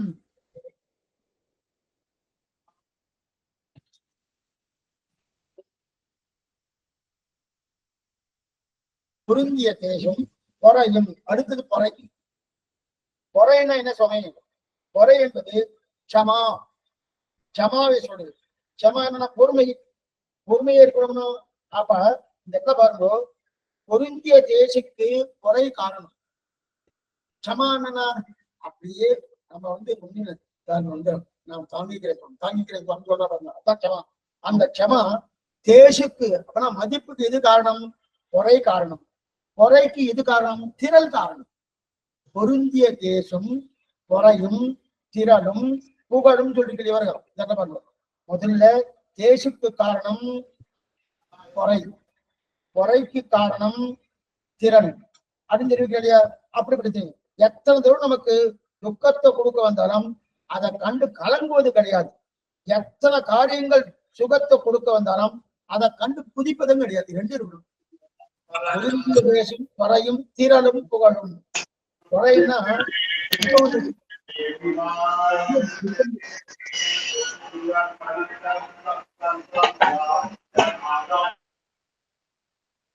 துக்கம் வந்துட்டு, துக்கம் வந்துட்டால ஓடு அழகு, சந்தோஷம் வந்தா ஓடு புதிக்காது. இது ரெண்டுமே கூடாது. இந்த முன்னாடியே பார்த்துடும். முனியா துயரங்கள் முந்திலும் இன்பங்கள் மொய்த்துடனும் மனம் கடியார். ராமானுஜர் அப்படிதான். ஓகோன்னு ஆனந்தம் வந்தாலும் புத்தோட மாட்டார், ஓகோவும் துட்டப்பட்டாலும் கீழே உண்டு பரண்ட மாட்டார். இதுக்கு சொல்ல பார்த்தீங்கன்னா அப்படிப்பட்ட இலங்கக்கூடிய அதைத்தான் தெரிவிக்கிறாங்க. ஆஹா, இந்த ரெண்டும் பண்ணாதவன் தான் பொறுமை. அந்த பொறுமை அதானதே குறைந்து பொறுமையா இருக்காருன்னு அந்த பொறுமை. துன்பம் தேடும் போது சோர்வின்மை, இன்பம் தேடும் போது கணிப்பின்மை. ரொம்ப முக்கியம். துன்பம் வந்துட்டு வச்சுக்கேன், துன்பம் வந்துட்டால அப்படியே சோர்ந்து போறது. இன்பம் வந்துட்டு வச்சுக்கேன் ஆடுறது. இது ரெண்டுமே கூடாது. ஏன்னா எத்த பாருங்க, நமக்கு ஒரு துன்பம் வந்துட்டு வச்சுக்கேன், துன்பம் வந்தாலே நாளைக்கு இன்பம் வரும்னு ஒரு எண்ணம் வந்துடும். நாளைக்கு இன்பம் வரும்னா அப்ப அதை நம்பிட்டு இன்னைக்கு நீங்க கஷ்டப்பட்டு இருக்க, நாளைக்கு அதே சௌக்கியமாயிடுவோம் சுவாமி அப்படின்னு சொன்னேன். அந்த நம்பிக்கையோடவே என்ன பண்ணா இன்பம் வரப்போறது, இன்பம் வரப்போறது நினைக்க தோணுமோ. அதனால அந்த துன்பத்தை துன்பமா நினைக்காது. அதே போல இன்பம் வந்துருச்சு, இன்பம் வந்துருத்த சுவாமி இப்ப நல்லா ஆனந்தமா முடிச்சுட்டு இருக்க, நாளைக்கு பாரு நீயே சமப்பட போற அப்படின்னு சொல்றாரோ. அப்ப துன்பம் வரப்போறதுன்னு நடத்த போனோம். அப்ப அதான் ரெண்டுமே சமமா பாதித்தா இன்பம் வந்தாலும் ஒண்ணும் இல்லை, துன்பம் வந்தாலும் ஒண்ணும் இல்லை அப்படின்ற வேலை வரணுமோ. அதான் தெரியல, இரண்டுமே பண்ணுவது கிடையாது, சமா அந்த. அப்ப ஆபத்து வந்த காலத்துல தைரியமா இருக்கத்தான் சமா. ஆபத்து வந்துருச்சு அப்பவும் தைரியமா இருக்கணும். அந்த சமாங்கிற கல்யாண குணம் இருக்கணும். அப்ப அந்த கல்யாண குணம் இவர் கொண்டுட்டுனா சுகமும் இல்லை துக்கமும் இல்லை. இதை நல்லா தெரிஞ்சுட்டு வச்சுக்கேன். இதை தெரிஞ்சு இந்த பண்றதுனால சுகம், இதை பண்ணபடியால துக்கம் அப்படின்னு இருக்குமான்னா அந்த ரெண்டுமே இல்லாம இருந்தேன்னா லோகத்தாவுடைய மதிப்பு நல்லா கிடைக்கும். சுவாமி அவரா சுவாமி அவர் ஒவ்வொன்றும் அவட ஒன்றும் பெருசா பண்ணிக்க மாட்டார், சமம் வந்தாலும் பெருசா பண்ணிக்க மாட்டார். அவ்வளவு தூரம் அவருடைய அந்த அத்தியாவசாயத்தோடு இருக்கார் சுவாமி. அவ்வளவு பெரிய மகான் சுவாமி கிடையாது. அப்படின்னா என்ன கிடைக்குது? நமக்கு நல்ல மதிப்பு கிடைக்கிறது. ஆக மதிப்புக்கு காரணம் அசங்காத தன்மை. அந்த அசங்காத மேலும் அந்த பொறுமை வரணும்னாலே இன்னொன்னு வரணும், மனோபலத்தை தான் திறன் என்கிற இந்திரியங்கள் அடங்கினது. பொறுமை வரணும் வச்சுக்கேன். பொருந்திய தேசம் வரையும் திரளும். அப்ப புகழ் பொருந்திய தேசி என்பது மதிப்பு. அந்த மதிப்பு நன்னா இருக்கணும்னா முறை என்று சொல்லக்கூடிய பொறுமை இருக்கணும், சமா இருக்கணும். சரி சுவாமி, அந்த சமா மட்டும் பொறுமை மட்டும் இருந்தா போராது, இன்னொன்னு வேணும், மனோபலம் இருக்கணும். மனோபலம்னா என்ன அர்த்தம்? இந்திரியங்களை அடக்கக்கூடிய தன்மை. இந்திரியங்களை கண்ணு எதை பார்க்கணுமோ அதை பார்க்கணும், காது எதை கேட்கணுமோ அதை கேட்கணும், வாய் எதை பேசணுமோ அது பேசணும், கால் எங்க நடக்கணுமோ அங்க நடக்கணும். அதே போல யாருடைய கரஸ்பர்சம் வேணுமோ அவளை போய் தொடரும். அப்படி இருக்கச்சு அப்ப அந்த இந்திரிய அடக்கிற தன்மை இல்லையா, அந்த அடக்கிற தன்மை வந்துட்டு வச்சுக்கேன். அப்ப இந்த மூணு வந்துட்டா என்ன ஆகும், பகவத் பாகவதர்களுக்கு கைங்கரியம் பண்ணக்கூடிய நிலை வந்துடும். அந்த நிலைதான் திரள். பொருந்திய தேசம் குறையும் திரளும். அந்த திரள் என்ன, முதல்ல தேசு கிடைக்கணும். தேசுக்கு என்ன சுவாமி, நம்ம ராமானுஜர் திருவிடை பத்தணும். திருவிடை பத்தியாச்சுன்னா அதன் பிறகு அவருடைய அனுகிரகத்தால மதிப்பு கிடைக்கிறது. அந்த மதிப்புக்கு நல்லா நிக்கணும்னா குறை வேணும், பொறுமை வேணும். அந்த பொறுமை சாஸ்வதமா இருந்து பகவத் கைங்கரியம், பாகவத கைங்கரியம், ஆச்சாரிய கைங்கரியம் பண்ணணும்னா அதுக்கு திரள் வேணும். திரள்னா அத்தியாவசாயம் வேணும்னு என்ன கைங்கரியம் சுவாமி, ஒளிவில் காலமெல்லாம் உடனாய் மன்னி வடிவிலா அடிமை செய்ய வேண்டும். நாம் சர்வம் கரிச்சாமி யாரு லக்ஷ்மணன் சொன்னா போல அந்த 12 இருக்கணும். அந்த 12 இருக்கக்கூடியதுதான் திறன். ஆக பொருந்திய தேசி காரணம் க்ஷமா, அதுக்கு காரணம் திறன் என்கிற மனையும் இந்திரியங்களை அடைக்கிறது. என்ன அர்த்தம், திறன்னு சொன்னாலும் இந்திரியங்களை அடக்கணும். கண்ணு பார்க்க வேண்டியதுதான் பார்க்க அடக்கிறது. இப்ப இந்திரியங்களை அடக்கினா சுகதுக்கங்கள் வரப்போவதே கிடையாது. நம்மகிட்ட அநேகமா நமக்கு சுகதுக்கங்கள் எதனால வருது, நம்ம பஞ்ச இந்திரியங்கள் இருக்க கர்மேந்திரியங்கள், ஞானேந்திரியங்கள், இந்த இந்திரியங்களை அடைக்கணும் வச்சுக்கோ. நமக்கு சுகமா இருந்தாலும் அதை பத்தி பெரிய பாதிப்பு இருக்காது, துக்கமா இருந்தாலும் அதை பத்தி பெரிய பாதிப்பே இருக்காது. அப்ப சுகதுக்கங்களை ஒன்னா நினைச்சோம் வச்சுக்கேன், அப்படின்னா அவன் நான் ஊர்க்காரெல்லாம் வந்து அனுப்புவோம். சுகதுக்கம் நல்லா நினைச்சோம்னா ஊர்க்காரங்களா பண்ணிக்கலாம். அதைத்தான் இந்த மூணையும் சேர்த்து சொல்றாரு. இந்த மூணையும் சேர்த்து சொல்றாரு. பொருந்திய தேசம் வரையும் திறனும் புகழும் அப்படின்னா இந்த மூணும் இல்லாம கிடைக்கப்படுற பலனை மேல சொல்றாரு. சரி சுவாமி, இந்த மூணும் இருந்துத்தானே என்ன பலன் கிடைக்கும், எனக்கு தேஜஸ் வந்துருக்கு பகவத ராமானுஜர் அனுகிரகத்தாலே. க்ஷமா என்று சொல்லக்கூடிய பறை என்று சொல்ற பொறுமை வந்துட்டு, அதுவும் அது தேஜஸால பொறுமை வந்துட்டு, அந்த பொறுமையாலே திரள் வந்துட்டு. திரள் என்ன, பகவத் கைங்கரியம், பாகவத கைங்கரியம், ஆச்சாரிய கைங்கரியம் அதெல்லாம் பண்ணணுன்ற எண்ணம் வந்துட்டு. இதெல்லாம் வந்துட்டு இந்த மூணு வந்துட்டுனாலே என்ன கிடைக்கும், நல்ல திருந்திய ஞானமும் செல்வமும் சேரும். நல்ல திருந்திய ஞானமும் செல்வரும் சேரும். அப்ப இப்படி இருந்த முதல்ல கிடைப்பது எது, புகழ். இப்படி இருந்தாலே முதல்ல கிடைக்கிறது புகழ். எப்படி இருந்தா, பொருந்திய தேசம் குறையும் திகழும் புகழும் அப்படின்னா இந்த மூணும் கிடைச்சிருந்தாங்க. என்ன மூணு, பொருந்திய தேசி குறை திரள், இந்த மூணும் கிடைச்சிருந்தா அதனால முதல்ல கிடைக்கிறது புகழ். புகழ் ஆத்ம குணங்கள் கிடைக்கும். ஆத்ம குணங்களில் பிரதானம் சமமும் தமமும். இப்ப வியாக்கியானம் திரளும் பகவத் பாகவத ஆச்சாரிய விஷயங்களிலே அவசர அகம் சர்வம் கரிசாமி என்றார் போலே சகலவித கைங்கரியம் பண்ணி கலக்கட்டிகை பொறுப்பான மனோபலமும் புகழும் சமதமா ஆத்ம குணமும் நிதல் சகல சகல நிகழ்ந்த வியாப்தியான கீர்த்தி அறிதல் நல்ல திருந்திய ஞானமும் சேதனாய் இருப்பார்க்கெல்லாம் சாதாரணமாய் இருப்பது ஒரு ஞானம் உண்டு. ஐகிக விஷயங்களில் அனுகூலமாயும் பிரதிகூலமாயிருக்க விஷயங்களையும் அவற்றுக்கு சாதனமாயிருக்குமற்ற அறிவிப்பக்கிறவதாய் அப்படி அன்றைக்கு சதா ஆச்சாரிய சமாசனம் பண்ணி குருகுல வாசாதிகளாலே அவனுக்கு முகவளர்ச்சி உண்டாக்கி அவனால் உபதேசிக்கப்பட்ட தத்விஷ புருஷார்த்த தத்யாதாத்ம ஞானமும் அதுக்கு மேல தத்வித்தி பிரத்வானு பிரபித்தேன சேனையா உபதேசந்து தென்யந்தி ஞானிகா தத்துவதரிசனகா மைத்ரேய பரிபிரச்சத்தை பிரதிபாத்தியத்தான் என்றும் ஏதற்கான நிதி புரோக்தம் என்றும் செயல் நன்றாக திருத்திக் கொள்வார் என்றும் சொல்கிறபடியே இதுவரையும் பார்க்கலாம். அதாவது நல்ல திருந்திய ஞானமும் செல்வமும் சேர்ந்துன்னா பொருந்திய தேசி பொறை திரள் புகழ். புகழ் விட்டுக்கணும். இந்த மூணு இருக்குல்லையே, பொருந்திய தேசி பொறை திரள், இந்த மூணு நிறுத்திட்டா புகழ் வந்துடும். சரி சுவாமி, அந்த புகழ் நன்னா நிறுத்தணும்னு என்ன பண்றது, அதனால என்ன கிடைக்கிறது, ஊராரெல்லாம் நல்லா மதிப்பு கொடுப்பா. மதிப்பு கொடுத்தானா நல்ல திருந்திய ஞானமும் செல்வமும் தெரியும். சரி சுவாமி, திருந்திய ஞானமும் செல்வமும் சேர்ந்தா முதல்ல ஆத்ம குணம் வரணும். ஆத்ம குணம்னா என்ன, சமதமாதிகள் லோகாச்சாரம் எடுத்திருக்காரு.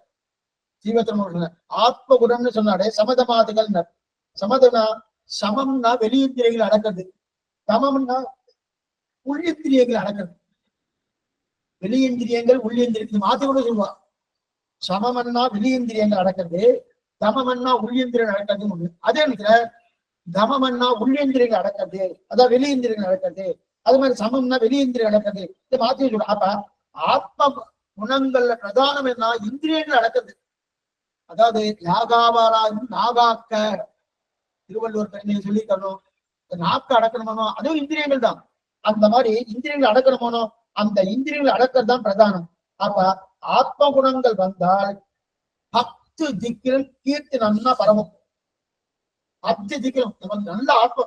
முதல்ல தேசு, அடுத்து பொறை, அடுத்து ஒருங்கிய தேசம் பொறையும் திரள். இந்த 3 வந்துட்டுன்னா புகழ் வந்துடும். இந்த புகழ் எப்படி வருது? ஆத்மகுணம் கைவரணும். ஆத்மகுணம் கைவரணும்னு என்ன? உள்ளிந்திரியங்கள் என்ன வெளியேந்திரியங்களும் இதெல்லாம் அடக்கிருக்கணும். அடக்கியாச்சுன்னா நம்முடைய புகழ் 10 திக்கிலும் பகரும். அதனாலதான் பொருந்திய தேசம் பொறையும் திகழும் புகழும் புகழும். அப்ப புகழ் எதால படுறது?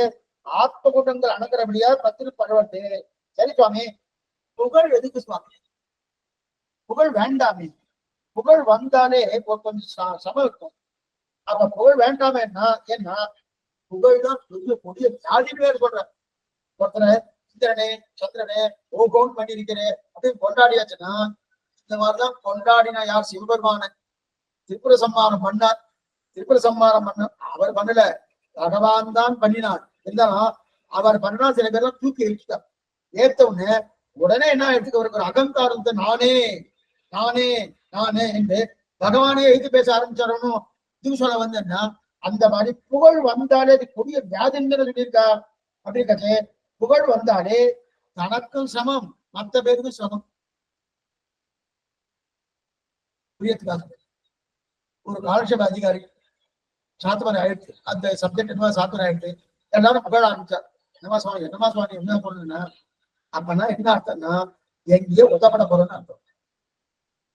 ஏன் சொல்றேன்? அப்ப அவ புகழ் சொல்லப்படாதா? சொல்லணும், புகழை சொல்லணும். ஆனா அந்த புகழை எப்படி ஏற்றுக்கணும்? அப்படி ஏற்றுக்கணும். இப்ப எதை சொல்லணும்? அப்ப புகழ் சொல்லவே படாதுன்னா புகழ் சொல்லப்படாதுன்னு அர்த்தம் இல்லை. புகழ் சொல்லணும். அப்ப புகழ் இல்லாம இருக்கணுமான்னா கிடையாது. அந்த ஏன்னா அந்த புகழோடு இருக்கிறவரை பின்பற்றி வாழணுமோனோ அதற்காக இப்படிப்பட்ட புகழ் படைத்தவர் சொல்லித்தான் ஆகணும். சொல்லாம இருக்கக்கூடாது. அது ஏன் இதை சொல்றேன்னா, புகழ் வந்துட்டேன்னு தலை நிமிரப்படாதுன்ற இந்த நாணல் இருக்கணும். இந்த நாவல் என்ன பண்ணும்னா, பெரிய மரங்கள்லாம் இருக்கும் ஆத்தங்கரையில, தாமிரபரணி நதின்னு வச்சுக்கோ. அந்த தாமிரபரணி நதிக்கரையில பெரிய மரம்லாம் இருக்கும், ஒவ்வொன்றும் வளர்ந்துட்டு இருக்கும். நானாச்சு மரம், அந்த நாணல் ஒரு நூடியா இருக்கு, அது விழும் அப்படின்னு வெள்ளை அடிச்சுட்டு வெள்ளை அடிக்கச்சு என்ன பண்ணுது, நானும் அப்படியே புடிஞ்சிச்சு. புடிஞ்ச உடனே தண்ணியை மேல போட்டு அப்படியே போயிடுச்சு. அந்த மரம் நானாச்சு நின்று அடிச்சுட்டே போயிடுச்சு. எது சொல்றேன்னா, அப்ப புகழ் வரைச்சே தலை முடியணும். என்னைக்குமே புகழ் என்ன பண்ணும்னா நம்ம எங்கேயோ கொண்டு போயிடும். ஆனா புகழ் இல்லாம இருக்கப்படாது. புகழ் வரைச்சே இதெல்லாம் அடியனுடைய ஆச்சாரியனுக்கு அடியனுக்கு இல்ல அடியனுக்கு இல்ல, அவ புகழ் பண்ணித்தாகணும். புகழ் பண்ணினாதான் மேற்கொண்டு இப்படிப்பட்ட குரலாளனுடைய அவருடைய அனுஷ்டானத்தை பின்பற்றி மற்றவாறு நடக்க தெரியாது. இப்படி ஒருத்தர் இருக்காரு என்று தெரியும் இல்லையா? அதான் புகழ் இருக்கிறோம். ஆனா ஆத்ம குணங்களில் சம்பந்தமாதிகள் பெற்றுவதற்காக சமா என்கிற சுபதத்தை ஒன்றாக நினைப்பதாக இந்திரியங்களை அடக்கி மனபலத்தோடு கூடியவராக தன்னுடைய சுரூபத்துக்கு அனுமுகமாக மதிப்பை பெற்றவராக இருக்கிறார் என்கிற புகழுக்கடியா அந்த புகழ் நிச்சயமா வரணும். அந்த புகழை நான் எடுத்துக்கப்படாது. அந்த புகழெல்லாம் என்னுடைய ஆச்சாரனுக்கு முடியும். அதற்காவது புகழ். ஆனா இந்த புகழ் அப்படி 2 விதமா சொல்லியிருக்கேன். புகழ் இருக்கணும். அந்த புகழுக்குடையவர் எனக்கு இத்தனை புகழ் இருக்குன்னு அகங்காரம் கூடாது. ஆனால் இவருக்கு இத்தனை புகழ் இருக்கேன்னு அவரை பார்த்து நம்ம கத்து போறோம்னு மத்தவா அது ஒரு பாடமா இருக்கு. அதனால புகழ் இருக்கணும். ஆக ஞானம்னு சொன்னாலே என்ன பண்ணும்? ஆக பொருந்திய தேசி கொலை திரள் புகழ் இவருக்கும் புகழ் வேணும். அதுக்கப்புறம் இதெல்லாம் எங்க இருக்குது? ராமானுஜரை அடைபவர்க்கே செருகலியால் வருந்திய ஞானத்தை வன்மையினால் வந்தெடுத்தளித்த அருந்தவன் எங்களில் ராமானுஜனை அடைபவர்க்கே. அப்படிப்பட்ட ராமானுஜன் அடைந்தால் என்ன கிடைக்கப்படுது? பொருந்திய தேசு பொறை திரள் புகழ் இவருக்கும் கிடைச்சிட்டு. இன்னும் இருக்கு நல்ல திருந்திய ஞானம். நல்ல திருத்திய ஞானம். இதெல்லாம் பாருங்க, முதல்ல ஞானம் என்னால் அதாவது சைத்தன்யம் உடையனா இருந்தா ஞானம் இருக்குன்னு அர்த்தம். யாரோ ஒருத்தர் ஜீவாத்மா எடுத்துட்டாச்சு, அதுக்கு ஞானம் இருக்குன்னு அர்த்தம். ஜீவாத்மா ஞானமயம் ஆனந்தமயம் சொல்லணும். ஜீவாத்மா இல்லையே சுவாமி, இப்ப பாம்புக்கு ஞானம் இருக்க, பள்ளிக்கு ஞானம் இருக்க, பூரானுக்கு ஞானம் இருக்கான்னா அது எடுத்துட்ட சரீரம், அதுக்காக போயிடுது. அப்பனா பொதுவா ஜீவாத்மா ஞானமயன் பேரு. ஆனா அந்த ஞானம் என்னது? சாமான்யமான ஞானம், சாதாரணமான ஞானம். அதாவது இந்த லோகத்தில் எது நல்லது, எது தீயது, அதை எது கொடுக்கும், எது உலகளான அதெல்லாம் இல்லையா, அது கொடுக்கும் ஞானம் இருக்கணும். அது சாமானிய ஞானம். விவேக ஞானம் சொல்ற பாருங்க, பகுத்தறிவு. இந்த பகுத்தறிவுல மூணு ஞானம் இல்ல, சாமானிய ஞானம். எது நல்லது எது தீயது பகுத்தறியணும். இந்த மேடையெல்லாம் பேசுவா பகுத்தறிவாளர்கள். என்ன சுவாமி பகுத்தறிவுனா, கடவுள் இல்லைன்னு சொல்றா பகுத்தறிவாளர், சாஸ்திரம் இல்லைன்னு சொல்வா பகுத்தறிவாளர், சனாதன தர்மம் இல்லைன்னு சொல்றா பகுத்தறிவாளர். ரொம்ப தப்பு. அவளுதான் பகுத்தறிவு இல்லைன்னு அர்த்தம். பகுத்தறிவுன்னா என்னன்னா பகுத்தறிதல், நல்லது தீயது விவேகிக்கணும், பகுக்கணும். அந்த பகுத்தறிவு அப்படின்னு தெரிவிக்கிறான் இல்லையா. அப்ப அந்த அறிவு என்னது? சாமானிய அறிவு. இந்த சொர்க்கத்துக்கு போறோம் இல்லையா, சொர்க்கத்துக்கு போனா யோதித்தோமோ சொர்க்ககாமே இதைத்தையும் சொல்லியிருக்கு. யோதித்தோம யாகம் பண்ணா சொர்க்கம் போறேன், இதெல்லாம் சாமானிய அறிவு. அப்படி இல்லையா, சாமானிய இது எல்லா இடத்துலயும் இருக்கும். எனக்கு சரீரத்துக்கு தேவையானது அனுபவிக்கணும்னு நினைக்கிறவங்களும் அதெல்லாம் சாமானிய அறிவு, எல்லா இடத்துலயும். இப்ப சுவாமி இந்த ஞானத்தை சொல்லல, நல்ல திருந்திய ஞானம்னு சொல்ற போதும் இந்த ஞானத்தை சுவாமி சொல்லல. அப்ப எது திருந்திய நல் ஞானம் என்றால், அதாவது புத்தி பத்னி புத்திராதிகள் இருக்காடியா, பத்னி புத்திராதிகளோட சிபித்தி இருப்பது, என் மனைவியோடு நல்லா இருக்கேன், என்னுடைய குழந்தைகளோடு நல்லா இருக்கேன், என்னுடைய தாயார் தகப்பனோடு நல்லா இருக்கேன் அப்படின்னு இருக்கு இல்லையா. அப்ப அவெல்லாம் சுபித்தி இருக்கணும், ஆனந்தமா இருக்கணும், அதுவும் நல்ல ஞானம் தானே. அதெல்லாம் சாமானிய ஞானம், அதெல்லாம் சாமானிய ஞானம். இன்னொன்னு சொல்லிடுறேன், யோசித்துவமோ சொத்துக்காம எஜயத்தைன்னு சொல்லியிருக்கணும். யோசித்துவம் பண்ணினா சொர்க்கத்துக்கு போலாம் அப்படின்னு அனுபவிக்கிறவனும் அதுவும் சாமானிய ஞானம் தான். அதெல்லாம் சாமானிய ஞானம் தான். அப்ப இப்ப சாமானிய அப்ப திருந்திய நல்ஞானம் எது சுவாமி? அதாவது இதற்கு சதாச்சாரிய சப்சிஷ லட்சணம் எதுவும் தேவை. நாம ஆச்சாரனை அண்டிதான் நம்ம குடும்பத்தை நம்ம பாதுகாக்கணும். ஆச்சாரனை அண்டிதான் நம்ம மனைவியோ மக்களையோ குழந்தைகளையோ இல்லை நம்முடைய தாயத்தான் பாக்குறோம்னா அப்படியே அவங்க கிடையாது. இதெல்லாம் சாமானியம். அதே போல யோசித்தோம சொர்க்கத்துக்கு போறது ஆச்சாரம் அண்டிதான் போகணும், தேவையில்லை. அவன் பற்றி போயிட்டு இருக்கும் இல்லையா. அப்ப ஆச்சாரிய சிஷ்ட சம்பந்தம் தேவையில்லை, சதாச்சாரிய சத்சிஷ்ட சம்பந்தம் தேவையில்லை.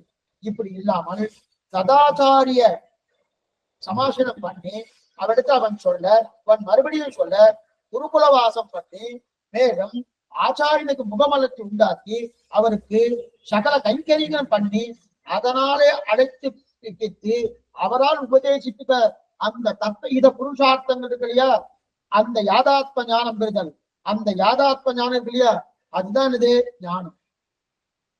சாமானிய ஞானம் முதல்ல பார்த்தோம். சாமானிய ஞானத்தை காட்டி கொஞ்சம் பெரியது ஞானம். என்ன ஞானம்?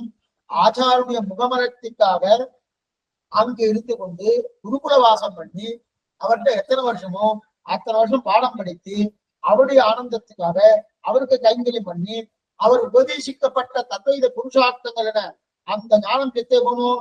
அந்த தத்துவம் எது? ஸ்ரீமன் நாராயணன் தத்துவம், நாராயண பரபிரம்ம தத்துவம், நாராயணம் பரகான்னு சொல்லியிருக்கிறியா.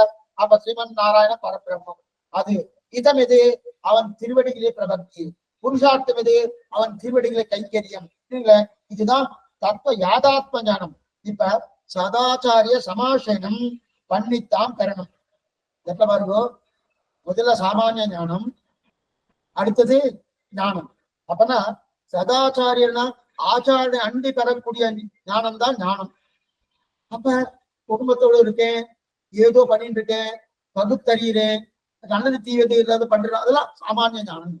அடுத்த ஞானம்னா ஆச்சார நன்மை. இப்ப நல்ல ஞானம் எது சுவாமி? நல்ல ஞானம்னா ஆச்சார குருகுலவாசம் பண்ணி முகமலத்தை உண்டாக்கி கைங்கரியம் பண்ணி அவருக்கு பெற்ற தத்துவ புருஷார்த்தம் பெற்ற யாதாத்ம ஞானம் இல்லையே, அந்த யாதாத்ம ஞானம் தான் நல்ல ஞானம். ஆச்சாரத்துல போறேன், அவர் ஏதோ சொல்லி கொடுக்கிறாருல்ல, தத்துவ புருஷார்த்தங்கள் சொல்லி கொடுக்கிறாரு. தத்துவம் எது? ஸ்ரீமன் நாராயணன். இதம் எது? அவன் திருவடியே. அதே போல புருஷார்த்தம் எது?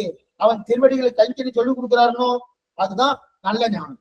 ஆக ஞானம் முதல்ல சாமானிய ஞானம், ஞானம் நல்ல ஞானம் ஆயிடுச்சு. இப்ப நம்ம என்ன பண்ணணும்? நல்ல திருந்திய நல்ஞானம். திருந்திய நல்ஞானம் அதாவது நல்ல திருந்திய ஞானம்.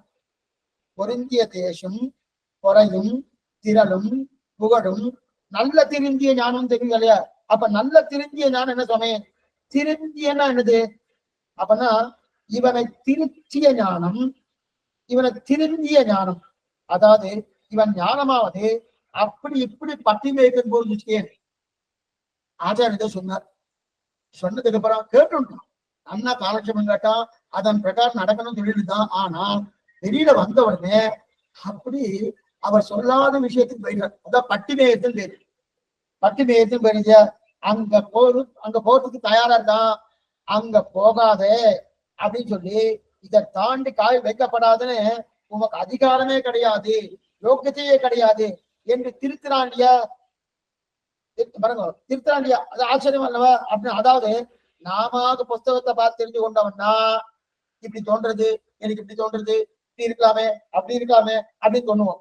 ஆனா திருந்திய ஞானம்னா ஒரு ஆச்சாரனை அண்டி ஆச்சாருடைய அனுகிரகத்தாலே அவனுக்கு கைங்கரியம் பண்ண தவிர வேறு புகழிடம் இல்லாமல் அவனுக்கே இருந்து அவனுடைய கைங்கரியத்துக்காக அவனுடைய ஆனந்தத்துக்காக இருக்கமானோ அதுதான் திருந்திய ஞானம். நல்ல திருந்திய ஞானம். பாருங்க, பொருந்திய தேசி பொறை திரள் மறுபடியும் சமரைஸ் பண்றேன். ஏன்னா இது இந்த அவசரமே சரணாகதி சாஸ்திரத்தை சொல்ல வந்ததுன்னு அடி முன்னாடியே நேற்றிலே சொல்றேன். அடியே சொல்றேன்னா திருவபஞ்சிய வியாக்கியானத்தை அதான் காட்டியிருக்காரு. சுவாமி கடவாரமாவல் வியாக்கியானத்தை அதான் காட்டியிருக்காரு. அப்படி இருக்க செய்து ஆனா இதுல ராமானுஜனை அடைந்த பெண் என்னென்ன கிடைக்கும்? ஏன்னா சாமானிய லோகத்துல என்ன பண்ணுவார் சுவாமி, எந்த காரியம் பண்ணனாலும் பலன் இல்லாம பண்ணப்படாது. அந்த காரியம் பண்றதே பிரயோஜனம் அப்படின்னு யாராவது பண்ணுவாருன்னா பண்ண மாட்டோம். அப்படின்னு பண்ணுவாருன்னா சுவாமி அது என்னமா சுவாமி பண்ண முடியும்? இப்ப தலிகை பண்ணிட்டு இருக்கேன், தலிகை பண்றதே பிரயோஜனம், சாப்பிட மாட்டேன் நீ எல்லாம் சொல்லுவேன். தலிகை பண்ணா அது சாப்பிடறதுக்கு தான். அதே போல இங்க என்ன இருக்கு? இப்ப ராமானுஜன் அடைந்த பின் ஏதாவது பலன் கிடைக்கணுமோ? அந்த பலன் என்ன? பொருந்திய தேசி பொறை திரள் புகழ் நல்ல திருந்திய ஞானம் தினார். அப்ப ஆச்சாரனை அழிந்து திருந்திய ஞானம் தெரிவிக்கிறார் இல்லையா? இதத்தான் மைத்ரேயர் நல்லா விழுந்து விழுந்து விழுந்து கேட்பாராம். டாக்டர் பராசர மகரிஷி, விஷ்ணு புராணக்கார பராசர மகரிஷி விழுந்து விழுந்து கேட்பாராம். அது மட்டும் இல்ல, புரியாம போனா திரும்ப திரும்ப கேட்டு தெரிஞ்சு பாரு ஆச்சாரியன்ட்ட. ஆனா அதுக்கு முன்னால சமயம் வேணும். எப்ப வேணும் அப்ப வேணா நீ சொல்லுவோம், நீ இதெல்லாம் ஆச்சாரியன் சொல்லுவோம் அப்படின்னு அப்பப்ப தொந்தரவு பண்ணப்படாது. அதுக்கு முன்னால நேரம் இருக்கு, காலம் இருக்கு. அந்த காலத்துக்கு தவிர கேட்டு தெரிஞ்சுக்கணும்னா ஆக அதைத்தான் இருக்கு. பயனன்றாகினும் ஆங்கல்லராகினும் செயல் நன்றாக திருத்தி பணி கொள்ளான்னு தெரிவிக்கிற இல்லையா? அப்படி செயல் நன்றாக என்னுடைய செயல் நன்றாக ஆகும்படி நம்மாழ்வார் என்னை திருத்தி பணி கொண்டார் அப்படின்னு மதுரை தெரிவிக்கிறார் இல்லையா? ஆக திருந்திய ஞானம், திருந்திய ஞானம். ஆனால் பூர்வாச்சார அபிப்பிராயத்திலிருந்து மாற முற்பட்டால் அப்போது அது தவறு. அப்படின்னா பூர்வாச்சாரோட அபிப்பிராயம் என்ன? முன்னோர் மொழித்த முறை தப்பாமல் கேட்டு அந்த பிரகாரம் இருக்கணுமோ அதை நீ மாத்தி பேசினீங்கன்னா அப்ப என்ன பண்ணுவா? பூர்வாக திருத்துவா. அது தப்பு, அங்க போகாத அப்படின்னு அதைத்தான் திருந்திய நல்ஞானம். அந்த திருத்தி பண்ணி கொள்வார் இல்லையா? அப்ப மாற்றி சொல்ல வந்தா அப்படி அதெல்லாம் கிடையாது, மாற்றவே படாதுன்னு சொல்றாரு இல்லையா? ஆக ஞானம் என்பது சாமானிய ஞானம், லௌகிக ஞானம், நல்ல ஞானம், ஆச்சாரி முகேன பெற்ற ஞானம், அது நல்ல திருந்திய ஞானம். எத்தனை வரும்? சாமானிய ஞானம், நல்ல ஞானம், ஆச்சாரிய முக்கிய தத்துவ புருஷார்த்தங்களை பெற்ற ஞானம், இதுதான் நல்ல திருந்திய ஞானம். மூணு எத்தனை 5 பார்த்துருக்கோம். பொருந்திய தேசி பொறை திரள் புகழ் நல்ல திருந்திய ஞானம். சுவாமி இதெல்லாம் வந்து சொன்னா இருந்தாலும் எனக்கு தேவையானது கிடைக்குமா சுவாமி? நாளைக்கு போய் கடையில போய் நான் இதை வாங்கணும், அது காசு வேணுமோனோ, அப்ப செல்வம் வேணுமோனோ, கிடைக்குமானா கடையில திரும்ப பொருந்திய தேசம் பொறையும் திரளும் புகழும் நல்ல திருந்திய ஞானமும் கடைசியா சொல்றது என்ன? செல்வமும் சேரும். ஆனா இப்பதான் சுவாமி எங்க நிலைக்கு நீங்க வந்து செல்வம் செஞ்சு போனோம் அப்படின்னு. இதுதான் உயிர், இதுதான் உயிர். என்னன்னா எத்தனை பொருள் இல்லாருக்கு இவ்வுலகு இல்லை, அருள் இல்லாருக்கு அவ்வுலகு இல்லை. அப்ப பொருள் வேணுமானா அந்த பொருள் என்னது? பணம் காசு. அது இருந்தாலும் சுவாமி அந்த செல்வம் இருந்தா தானே. செல்வம் இல்லைன்னா ஒரு பிரயோஜனம் இல்லையே, ஒரு பிரயோஜனம் இல்லையே. அப்ப செல்வம் சேரும், செல்வம் சேரும். இந்த கடைசி சப்தம் தான் உயிர். ஏன்னா பொருந்திய தேசை, பொறை, திரள், புகழ், நல்ல திருந்திய ஞானம் இதெல்லாம் இருக்கு சுவாமி. ஆனா செல்வம் இல்லை, ஏதாவது பிரயோஜனம் உண்டா? யாரும் மதிக்க மாட்டார். இன்னைக்கு செல்வம் இருந்தா தான் மதிப்பு, செல்வம் இல்லைன்னா மதிப்பு இல்லை. அப்ப இது உயிரா இருக்கு. ஏன்னா இது என்னன்னா இது சொல்லம் அப்படின்னா என்ன சொல்லம்? சரி சுவாமி, செல்வம் செல்வம்னு சொன்னேனே என்ன சொல்லணும்னா வேத வேத வேதாந்த பிரம்ம ஞானம் இருக்கு சுவாமி. பணங்காசு கிடைக்காத, பணங்காசுதான் கிடைக்காத, வேத வேதாந்த பிரம்ம ஞானம் கிட்டுண்டாரு. ஏன்னா அவர்களை பொறுத்தவருக்கு எது தெரியுமா பெரிய சொத்து? நம்முடைய பூர்வாச்சாரியை பொறுத்தவரை சொத்து எது தெரியுமா? அந்த பிரம்ம ஞானம் பெறுவதுதான் சொத்து, மற்ற சொத்தை கிடையாது. பிரம்ம ஞானம் கிடைச்சிட்டோம்னா இதற்கு மேல அடைவதற்கு ஒன்றுமில்லை. பிரம்ம ஞானம் கிடைச்சிட்டோம்னா அதற்கு மேல அடைவதற்கு ஒண்ணுமே கிடையாது. எப்படின்னா பெரிய வரம் கொடுத்தார் யாரு? பிரம்மா ஆஞ்சநேயருக்கு அனுமானுக்கு வரம் கொடுத்தார். என்ன வரம் கொடுத்தாருன்னா, நீ யார நீ சேவிக்கையோ சேவித்த உடனே பிரம்ம ஞானம் உனக்கு ஏற்படும். அந்த ஏற்பட்ட போது உனக்கு என்ன? எலும்பு உருகி அன்பு பெருகி அப்படியே உருகி போயிடுவேன். அதுதான் பிரம்ம ஞானம், அதுதான் பரபிரம்மம், அதுதான் பிரம்ம ஞானம். அந்த பிரம்ம ஞானத்தை உனக்கு கொடுக்குறேன்னு அவர் அனுகிரகம் பண்ணார். பிரம்மா யாருக்கு? அனுமானுக்கு அனுகிரகம் பண்ணார். அவர் உடனே பண்ணார், போய் சேவிக்கிறார், ராமனை சேவிக்கிறார். கிருஷ்ணகிரி தான் செய்கிறார். சேவித்த உடனே அந்த ஞானத்தை உடனே பெற்றுட்டாரணும். ஒரு அடுத்த நிமிஷமே சமமே படாம ராம பக்தியை பெற்றுந்தாரணும். சமம் ஏதா பட்டாரா? ஒரு சமமும் இல்லை. சமப்படாம ராம பக்தியை பெற்றாரணும். ஆக செல்வம் பேரும் பொருந்திய தேசம், பொறையும், திரளும், புகழும், நல்ல திருந்திய ஞானமும், செல்வமும் சேர்ந்தார். செல்வம் என்ன சுவாமி? என்ன சொல்லி வேத வேதாந்த பிரம்ம ஞானத்துக்கு சொல்லியல சுவாமி. அப்படின்னா என்ன சுவாமி? கைங்கரிய செல்வம். கைங்கரியத்தை வச்சுட்டு நான் கேட்டு வாங்க முடியுமா? கைங்கரி செல்வம். லக்ஷ்மணும் லக்ஷ்மி சம்பன்னரா. லக்ஷ்மி சம்பத் என்றாலுமே கைங்கரிய செல்வம் தான். ஏன்னா லக்ஷ்மணன் பெற்றார் போல யாராவது அந்த கைங்கரியத்தை வச்சிருக்காங்கன்னா கிடையாது. கைங்கரியம்னு சொன்னாலே முதல்ல விரல் பண்றதுனா லக்ஷ்மணன் தான். சீவத்திரமூர்த்தி எடுத்திருக்காரு. கைங்கரியத்துக்கு 4 பேர் எடுத்திருக்காரு, 4 பேர் எடுத்திருக்காரு. இளையாழ்வாரை போல, பெரிய உடையாரை போல அப்படின்னு எடுத்திருக்காரு. அதுல முதல்ல யாருன்னா இளையாள், இளைய பெருமாளை போல, இளைய பெருமாளை போல. இளைய பெருமாள் லக்ஷ்மணன். அந்த லக்ஷ்மணனை போல கைங்கரியம் யாரா பண்ண முடியும்னா ஒத்தனை பண்ண முடியாது. சுற்றமெல்லாம் பின்தடர தொல்காலம் அடைந்தவனே. குலசேகராழ்வார் பாசம். சுற்றமெல்லாம் பின்தொடர தொல்காலம் அடைந்தவனேன்னு பெரியவாச்சார்களை வியாக்கியாரத்தை விசாரிக்கிறார். அவன் கூட யாருமே காட்டுக்கு போலையே. 3 பேர் தான் போயிருக்காரு. ராமன், லக்ஷ்மணன், சீதை 3 பேர் தான் போயிருக்காரு. ஆனா இவர் பண்ண சுற்றமெல்லாம் பின்தொடர தொல்காலம் அடைந்தவனேன்னு குலசேகர ஆழ்வார் நெற்மாத்தியமா சொல்லி சொல்றாருன்னா என்ன அர்த்தம்னா பெரியவாச்சாரங்களை விசாரின்னு சொல்றாரு. ஒண்ணுமில்லை, லக்ஷ்மணன் ஒருத்தன் போனது அந்த ஊர் மக்களே போனா மாதிரியா. ஏன்னா அந்த ஊர் மக்கள் எல்லாம் சேர்ந்து எவ்வளவு கைங்கரியம் பண்ணுவானோ அனைத்து கைங்கரியத்தையும் லக்ஷ்மணன் ஒருத்தனே பண்ணினானா. சர்வதேச சர்வகால சர்வ அவஸ்தோதிச்ச சகலவிதமான கைங்கரியங்களும் பண்ண பெருமையிலாக வேண்டும். ஏ ராமா, நீ மலையில இருந்தாலும் மலை தாழ்வரைகள் இருந்தாலும் அதே ஒரு எங்க இருந்தாலும் சரி, உமக்கும் உங்களுடைய பிராட்டியாக இருக்கக்கூடிய என்னுடைய மதுரையாருக்கும் சேர்ந்து எப்பொழுதும் கைங்கரியம் பண்ணி கொண்டே தெரிவிக்கிறாரியா. அப்படிப்பட்ட அவர் தான் என்ன, அந்த லக்ஷ்மணன் தான் இப்ப ராமானுஜரா அவதாரம் விட்டார். அனந்த பிரதமம் ரூபம் லக்ஷ்மணஸ்த ததப்பரம். முதல் ரூபம் அனந்தாழ்வனா, 2வது லக்ஷ்மணா, 3வது பலராமனா, 4வது சுவாமி ராமானுஜர் அவதாரம் பண்ணார் இல்லையா. அப்ப லக்ஷ்மணனுக்கு உண்டான கைங்கரியம் என்னமோ அந்த கைங்கரியம் பரிபூர்ணமா கிடைக்கின்றார். அப்ப அந்த அவதருக்கு நமக்கு அந்த செல்வத்தை அனுகிரகிக்கிறார்.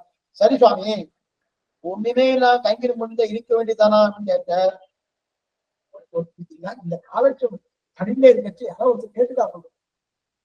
சுவாமி இந்த மாதிரி கைங்கரியம் கைங்கரியம் கைங்கரியம் சொன்னேன், இப்படி ஏதாவது கிடைக்க வேண்டாமா? ஏதாவது நான் காசு கிடைச்சதுல ஒண்ணுமே இல்லாம இது பண்ணிட்டே இருந்த பண்ணத அவ்வளவுதானா? கைங்கரியம் பண்றது கூட சரியா அப்படின்னா அதான் தெரியும். நல்லபதத்தால் மனை வாழ்வர் கொண்ட வேண்டிய மக்களே, நல்லபதத்தால் மனை வாழ்வர் கொண்ட வேண்டிய மக்களேன்னு தெரிவிக்கிறார். அப்படின்னா இந்த கைங்கரியம் பண்ணுவதற்கு கைங்கரியம் பண்ணணுமோ புரியறதுக்காக சொல்றேன். ஒரு விஷயம் சொல்றேன் என்னன்னா, முடிச்சுடுறேன் எனக்கு தெரியாது. இந்த கைங்கரியம் பண்ணணுமோ, இந்த கைங்கரியம் இப்ப ஒண்ணுவில்லை, அப்படியே திருமஞ்சனம் ஆயிரத்துக்கு பெருமாளுக்கு பாலு தயிர் தேனி இளநீ இதெல்லாம் கொடுக்கலான்னு இருக்கேன். கொடுக்கலான்னு இருக்கேன்னு நேரம் கடைக்காரன் போனேன், வாங்க பெருமாளுக்கு பால் தயிர் எல்லாம் கொடுக்கலான்னு இருக்கேன், நீ கொடுத்துருந்தாரு. காசை கொடுக்குறேன், காசெல்லாம் கிடையாது, கொடுக்குறேன், கொடுக்க மாட்டேன். இப்ப அந்த கைங்கரியம் பண்ணணும்னா காசு வேணுமானோ, அதைத்தான் நான் தெரிவிக்காது. நீர் பாட்டு கைங்கரியம் தான் சொல்லணும், கைங்கரியம் தான் சொல்லணும், கைங்கரியம் தான் சொல்லணும் சொல்லிட்டு இருந்தா போரா சுவாமி. அந்த கைங்கரியம் செல்வம் தான் கைங்கரியம்னா, அந்த கைங்கரியம் பண்றதுக்கு எது தேவையோ அந்த செல்வமும் கிடைக்கும் தான் முக்கியம். செல்வம் கிடைக்கணும், பொருந்திய தேசம் குறையும் திறனும் புகழும் நல்ல திருந்திய ஞானமும் செல்வமும். செல்வம்னா என்ன? இந்த அந்த கைங்கரியத்துக்கு தேவையான செல்வம். அப்பனா ஆத்துக்கு தேவையான கிடைக்காதா? அந்த செல்வம் கிடைச்சா தண்ணீரே கிடைக்கும் தனியா. அப்ப செல்வம் கைங்கரியம் தான்.